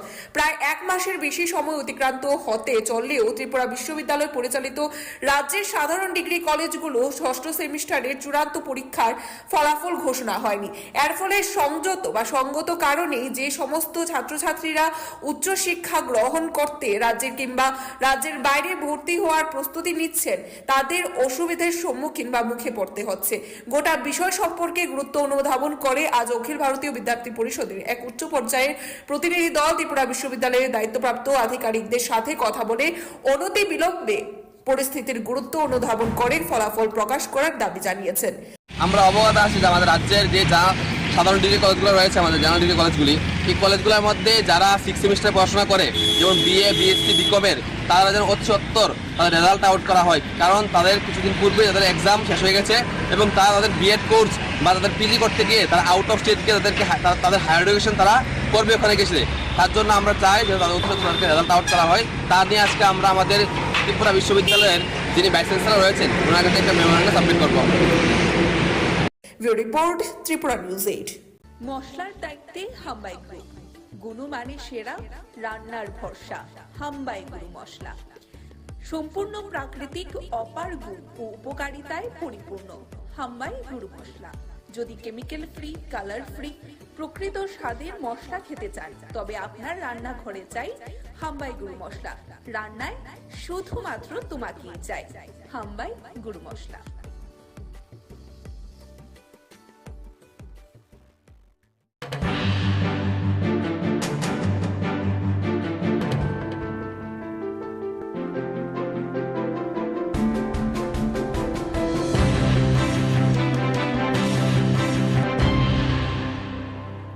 ত্রিপুরা বিশ্ববিদ্যালয় পরিচালিত রাজ্যের সাধারণ ডিগ্রি কলেজগুলির ষষ্ঠ সেমিস্টারের চূড়ান্ত পরীক্ষার ফলাফল ঘোষণা হতে বিলম্ব হচ্ছে। অবিলম্বে ফলাফল ঘোষণার দাবি নিয়ে স্মারকলিপি প্রদান করল অখিল ভারতীয় বিদ্যার্থী পরিষদ। প্রায় 1 মাসের বেশি সময় অতিক্রান্ত হতে চললেও ত্রিপুরা বিশ্ববিদ্যালয় পরিচালিত রাজ্যের সাধারণ ডিগ্রি কলেজগুলো ষষ্ঠ সেমিস্টারের চূড়ান্ত পরীক্ষার ফলাফল ঘোষণা হয়নি। এর ফলে সঙ্গত কারণেই যে সমস্ত ছাত্রছাত্রীরা উচ্চশিক্ষা গ্রহণ করতে রাজ্যের কিংবা রাজ্যের বাইরে ভর্তি হওয়ার প্রস্তুতি নিচ্ছেন তাদের অসুবিধার সম্মুখীন বা মুখে পড়তে হচ্ছে। গোটা বিষয় সম্পর্কে গুরুত্ব অনুধাবন করে আজ অখিল ভারতীয় বিদ্যার্থী পরিষদের এক উচ্চ পর্যায়ের প্রতিনিধি দল ত্রিপুরা বিশ্ববিদ্যালয়ের দায়িত্বপ্রাপ্ত আধিকারিকদের সাথে কথা বলে অনতি বিলম্বে পরিস্থিতির গুরুত্ব অনুধাবন করে ফলাফল প্রকাশ করার দাবি জানিয়েছেন। আমরা অবগত আছি যে আমাদের রাজ্যের যে সাধারণ ডিগ্রি কলেজগুলো রয়েছে, আমাদের জেনারেল ডিগ্রি কলেজগুলি, এই কলেজগুলোর মধ্যে যারা 6 সেমিস্টার পড়াশোনা করে, যেমন BA, BSc, BCom-এর, তারা যেন অতি সত্বর তাদের রেজাল্ট আউট করা হয়। কারণ তাদের কিছুদিন পূর্বে তাদের এক্সাম শেষ হয়ে গেছে এবং তারা তাদের বিএড কোর্স বা তাদের পিজি করতে গিয়ে তারা আউট অফ স্টেট গিয়ে তাদের হায়ার এডুকেশন তারা করবে ওখানে গেছে। তার জন্য আমরা চাই যে তাদের অতি সত্বর রেজাল্ট আউট করা হয়। তা নিয়ে আজকে আমরা আমাদের ত্রিপুরা বিশ্ববিদ্যালয়ের যিনি ভাইস চ্যান্সেলর রয়েছেন ওনার কাছে একটা মেমোরেন্ডাম সাবমিট করব। Bureau report Tripura news 8। মশলার দায়িত্বে হাম্বাই গ্রুপ, গুণমানে সেরা, রান্নার ভরসা, হাম্বাই গুরু মশলা। সম্পূর্ণ প্রাকৃতিক, অপার গুণ ও উপকারিতায় পরিপূর্ণ হাম্বাই গুরু মশলা। যদি কেমিক্যাল ফ্রি, কালার ফ্রি, প্রকৃত স্বাদের মশলা খেতে চান তবে আপনার রান্নাঘরে চাই হাম্বাই গুরু মশলা। রান্নায় শুধুমাত্র তোমাকেই চাই হাম্বাই গুরু মশলা।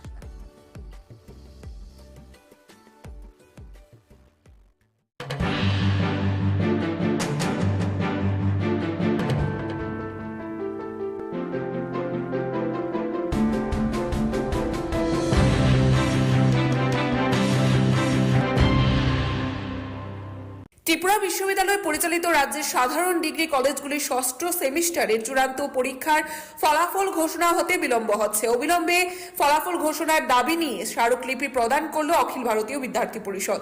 প্রায় এক মাসের বেশি সময় অতিক্রান্ত হতে চললেও ত্রিপুরা বিশ্ববিদ্যালয় পরিচালিত রাজ্যের সাধারণ ডিগ্রি কলেজগুলো ষষ্ঠ সেমিস্টারের চূড়ান্ত পরীক্ষার ফলাফল ঘোষণা হয়নি। এর ফলে সংযত বা সঙ্গত কারণেই যে সমস্ত ছাত্রছাত্রীরা উচ্চশিক্ষা গ্রহণ করতে রাজ্যের কিংবা রাজ্যের বাইরে ভর্তি হওয়ার প্রস্তুতি নিচ্ছেন তাদের অসুবিধার সম্মুখীন বা মুখে পড়তে হচ্ছে। গোটা বিষয় সম্পর্কে গুরুত্ব অনুধাবন করে আজ অখিল ভারতীয় বিদ্যার্থী পরিষদের এক উচ্চ পর্যায়ের প্রতিনিধি দল ত্রিপুরা বিশ্ববিদ্যালয়ের দায়িত্বপ্রাপ্ত আধিকারিকদের সাথে কথা বলে অনতি বিলম্বে পরিস্থিতির গুরুত্ব অনুধাবন করে ফলাফল প্রকাশ করার দাবি জানিয়েছেন। আমরা অবগত আছি যে আমাদের রাজ্যের যে সাধারণ ডিগ্রি কলেজগুলো রয়েছে, আমাদের জেনারেল ডিগ্রি কলেজগুলি, এই কলেজগুলোর মধ্যে যারা 6 সেমিস্টার পড়াশোনা করে, যেমন বিএ, বিএসসি, বিকমের, তারা যেন অতি সত্বর তাদের রেজাল্ট আউট করা হয়। কারণ তাদের কিছুদিন পূর্বে তাদের এক্সাম শেষ হয়ে গেছে এবং তারা তাদের বিএড কোর্স বা তাদের পিজি করতে গিয়ে তারা আউট অফ স্টেট গিয়ে তাদের হায়ার এডুকেশন তারা করবে ওখানে গেছে। তার জন্য আমরা চাই যে তাদের অতি সত্বর রেজাল্ট আউট করা হয়। তা নিয়ে আজকে আমরা আমাদের ত্রিপুরা বিশ্ববিদ্যালয়ের যিনি ভাইস চ্যান্সেলর রয়েছেন ওনার কাছে একটা মেমোরেন্ডাম সাবমিট করব। Bureau report Tripura news 8। মশলার দায়িত্বে হাম্বাই গ্রুপ, গুণমানে সেরা, রান্নার ভরসা, হাম্বাই গুরু মশলা। সম্পূর্ণ প্রাকৃতিক, অপার গুণ ও উপকারিতায় পরিপূর্ণ হাম্বাই গুরু মশলা। যদি কেমিক্যাল ফ্রি, কালার ফ্রি, প্রকৃত স্বাদের মশলা খেতে চান তবে আপনার রান্নাঘরে চাই হাম্বাই গুরু মশলা। রান্নায় শুধুমাত্র তোমাকেই চাই হাম্বাই গুরু মশলা।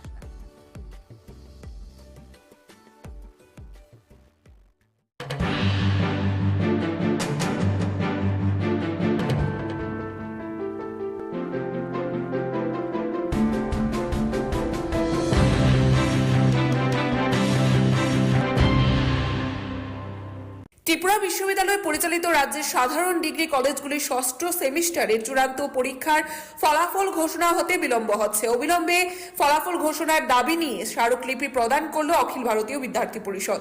প্রায় এক মাসের বেশি সময় অতিক্রান্ত হতে চললেও ত্রিপুরা বিশ্ববিদ্যালয় পরিচালিত রাজ্যের সাধারণ ডিগ্রি কলেজগুলো ষষ্ঠ সেমিস্টারের চূড়ান্ত পরীক্ষার ফলাফল ঘোষণা হয়নি।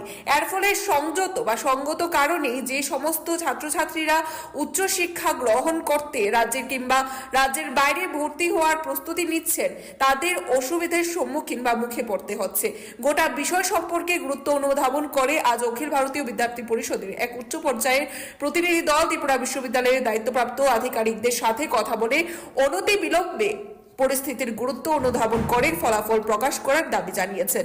আমরা অবগত আছি যে আমাদের রাজ্যের যে সাধারণ ডিগ্রি কলেজগুলো রয়েছে, আমাদের জেনারেল ডিগ্রি কলেজগুলি, এই কলেজগুলোর মধ্যে যারা 6 সেমিস্টার পড়াশোনা করে, যেমন বিএ, বিএসসি, বিকমের, তারা যেন অতি সত্বর তাদের রেজাল্ট আউট করা হয়। কারণ তাদের কিছুদিন পূর্বে তাদের এক্সাম শেষ হয়ে গেছে এবং তারা তাদের বিএড কোর্স বা তাদের পিজি করতে গিয়ে তারা আউট অফ স্টেট গিয়ে তাদের হায়ার এডুকেশন তারা করবে ওখানে গেছে।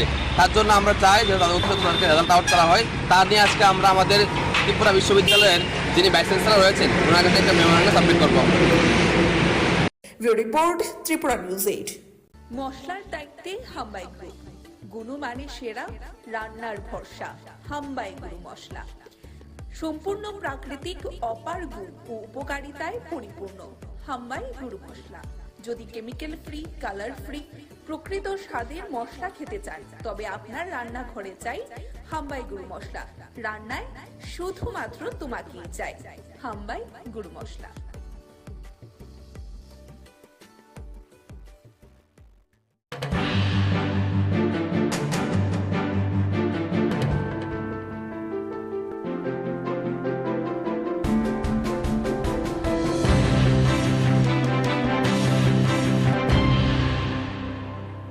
ত্রিপুরা বিশ্ববিদ্যালয় পরিচালিত রাজ্যের সাধারণ ডিগ্রি কলেজগুলির ষষ্ঠ সেমিস্টারের চূড়ান্ত পরীক্ষার ফলাফল ঘোষণা হতে বিলম্ব হচ্ছে। অবিলম্বে ফলাফল ঘোষণার দাবি নিয়ে স্মারকলিপি প্রদান করল অখিল ভারতীয় বিদ্যার্থী পরিষদ। প্রায় এক মাসের বেশি সময় অতিক্রান্ত হতে চললেও ত্রিপুরা বিশ্ববিদ্যালয় পরিচালিত রাজ্যের সাধারণ ডিগ্রি কলেজগুলো ষষ্ঠ সেমিস্টারের চূড়ান্ত পরীক্ষার ফলাফল ঘোষণা হয়নি। এর ফলে সঙ্গত কারণে যে সমস্ত ছাত্রছাত্রীরা উচ্চশিক্ষা গ্রহণ করতে রাজ্যের কিংবা রাজ্যের বাইরে ভর্তি হওয়ার প্রস্তুতি নিচ্ছেন তাদের অসুবিধার সম্মুখীন বা মুখে পড়তে হচ্ছে।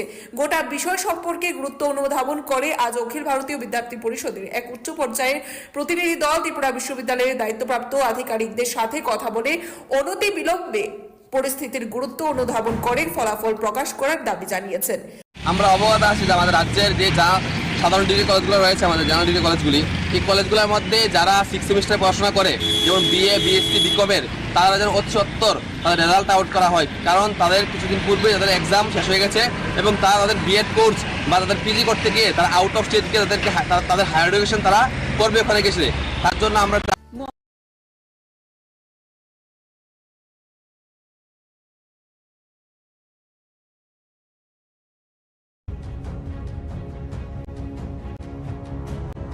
রাজনগর ব্লকের একিনপুরের তেবাড়িয়া মুসলিম পাড়াতে পুলিশ ও বিএসএফ এর যৌথ উদ্যোগে বিপুল পরিমাণে নেশা সামগ্রী সহ 10 লক্ষাধিক বাংলাদেশি টাকা উদ্ধার, আটক এক। নেশা বিরোধী অভিযানে ব্যাপক সফলতা অর্জন করল রাজনগর পিআরবি পুলিশ। জানা গেছে, বিশ্বস্ত সূত্রের খবরের ভিত্তিতে অভিযান চালিয়ে বাংলাদেশের নগদ 10,48,250 টাকা সহ 2টি দূরবীন, 450 বোতল কফ সিরাপ, 6 কেজি গাঁজা সহ 150টি মদের বোতল উদ্ধার করে পুলিশ এবং বিএসএফ 69 ব্যাটালিয়নের যৌথ উদ্যোগে দেখা যায় যে সংগঠিত এই অভিযান ব্যাপক সাড়া তৈরি করে। জানা গেছে, রাজনগর ব্লকের একিনপুরের তেবাড়িয়া মুসলিম পাড়ার বাসিন্দা জাপান মিয়ার বাড়িতে এই অভিযান সংগঠিত হয় এবং সঙ্গত কারণেই বাড়ির মালিক জাপান মিয়াকে গ্রেফতার করে পুলিশের দাবি হচ্ছে উপযুক্ত ধারায় সেখানে মামলা নথিভুক্ত করে পরবর্তী তদন্ত কার্য সম্পন্ন করা হবে এবং বিশেষ করে সংশ্লিষ্ট ধৃত জাপান মিয়ার সাথে আর কে জড়িত রয়েছে বা তিনি এত বাংলাদেশি টাকা কি কারণে বা কোথা থেকে আনলেন, এই বিষয় নিয়ে ব্যাপক তদন্ত পুলিশ করবে বলে জানা গেছে। Bureau report, Tripura news 8। Rajnagar ব্লকের একিনপুরের তেবাড়িয়া মুসলিম পাড়াতে পুলিশ ও বিএসএফ এর যৌথ উদ্যোগে বিপুল পরিমাণে নেশা সামগ্রী সহ 10 লক্ষাধিক বাংলাদেশি টাকা উদ্ধার, আটক এক। নেশা বিরোধী অভিযানে ব্যাপক সফলতা অর্জন করল রাজনগর পিআরবি পুলিশ। জানা গেছে, বিশ্বস্ত সূত্রের খবরের ভিত্তিতে অভিযান চালিয়ে বাংলাদেশের নগদ 10,48,250 টাকা সহ 2টি দূরবীন, 450 বোতল কফ সিরাপ, 6 কেজি গাঁজা সহ 150টি মদের বোতল উদ্ধার করে পুলিশ এবং বিএসএফ 69 ব্যাটালিয়নের যৌথ উদ্যোগে দেখা যায় যে সংগঠিত এই অভিযান ব্যাপক সাড়া তৈরি করে। জানা গেছে, রাজনগর ব্লকের একিনপুরের তেবাড়িয়া মুসলিম পাড়ার বাসিন্দা জাপান মিয়ার বাড়িতে এই অভিযান সংগঠিত হয় এবং সঙ্গত কারণেই বাড়ির মালিক জাপান মিয়াকে গ্রেফতার করে পুলিশের দাবি হচ্ছে উপযুক্ত ধারায় সেখানে মামলা নথিভুক্ত করে পরবর্তী তদন্ত কার্য সম্পন্ন করা হবে এবং বিশেষ করে সংশ্লিষ্ট ধৃত জাপান মিয়ার সাথে আর কে জড়িত রয়েছে বা তিনি এত বাংলাদেশি টাকা কি কারণে বা কোথা থেকে আনলেন, এই বিষয় নিয়ে ব্যাপক তদন্ত পুলিশ করবে বলে জানা গেছে। Bureau report, Tripura news 8। Rajnagar ব্লকের একিনপুরের তেবাড়িয়া মুসলিম পাড়াতে পুলিশ ও বিএসএফ এর যৌথ উদ্যোগে বিপুল পরিমাণে নেশা সামগ্রী সহ 10 লক্ষাধিক বাংলাদেশি টাকা উদ্ধার, আটক এক। নেশা বিরোধী অভিযানে ব্যাপক সফলতা অর্জন করল রাজনগর পিআরবি পুলিশ। জানা গেছে, বিশ্বস্ত সূত্রের খবরের ভিত্তিতে অভিযান চালিয়ে বাংলাদেশের নগদ 10,48,250 টাকা সহ 2টি দূরবীন, 450 বোতল কফ সিরাপ, 6 কেজি গাঁজা সহ 150টি মদের বোতল উদ্ধার করে পুলিশ এবং বিএসএফ 69 ব্যাটালিয়নের যৌথ উদ্যোগে দেখা যায় যে সংগঠিত এই অভিযান ব্যাপক সাড়া তৈরি করে। জানা গেছে রাজনগর ব্লকের একিনপুরের তেবাড়িয়া মুসলিম পাড়ার বাসিন্দা জাপান মিয়ার বাড়িতে এই অভিযান সংগঠিত হয় এবং সঙ্গত কারণেই বাড়ির মালিক জাপান মিয়াকে গ্রেফতার করে পুলিশ। পুলিশের দাবি হচ্ছে উপযুক্ত ধারায় সেখানে মামলা নথিভুক্ত করে পরবর্তী তদন্ত কার্য সম্পন্ন করা হবে এবং বিশেষ করে সংশ্লিষ্ট ধৃত জাপান মিয়ার সাথে আর কে জড়িত রয়েছে বা তিনি এত বাংলাদেশি টাকা কি কারণে বা কোথা থেকে আনলেন এই বিষয় নিয়ে ব্যাপক তদন্ত পুলিশ করবে বলে জানা গেছে। Bureau report, Tripura news 8। Rajnagar ব্লকের একিনপুরের তেবাড়িয়া মুসলিম পাড়াতে পুলিশ ও বিএসএফ এর যৌথ উদ্যোগে বিপুল পরিমাণে নেশা সামগ্রী সহ 10 লক্ষাধিক বাংলাদেশি টাকা উদ্ধার, আটক এক। নেশা বিরোধী অভিযানে ব্যাপক সফলতা অর্জন করল রাজনগর পিআরবি পুলিশ। জানা গেছে বিশ্বস্ত সূত্রের খবরের ভিত্তিতে অভিযান চালিয়ে বাংলাদেশের নগদ 10,48,250 টাকা সহ 2টি দূরবীন, 450 বোতল কফ সিরাপ, 6 কেজি গাঁজা সহ 150টি মদের বোতল উদ্ধার করে পুলিশ।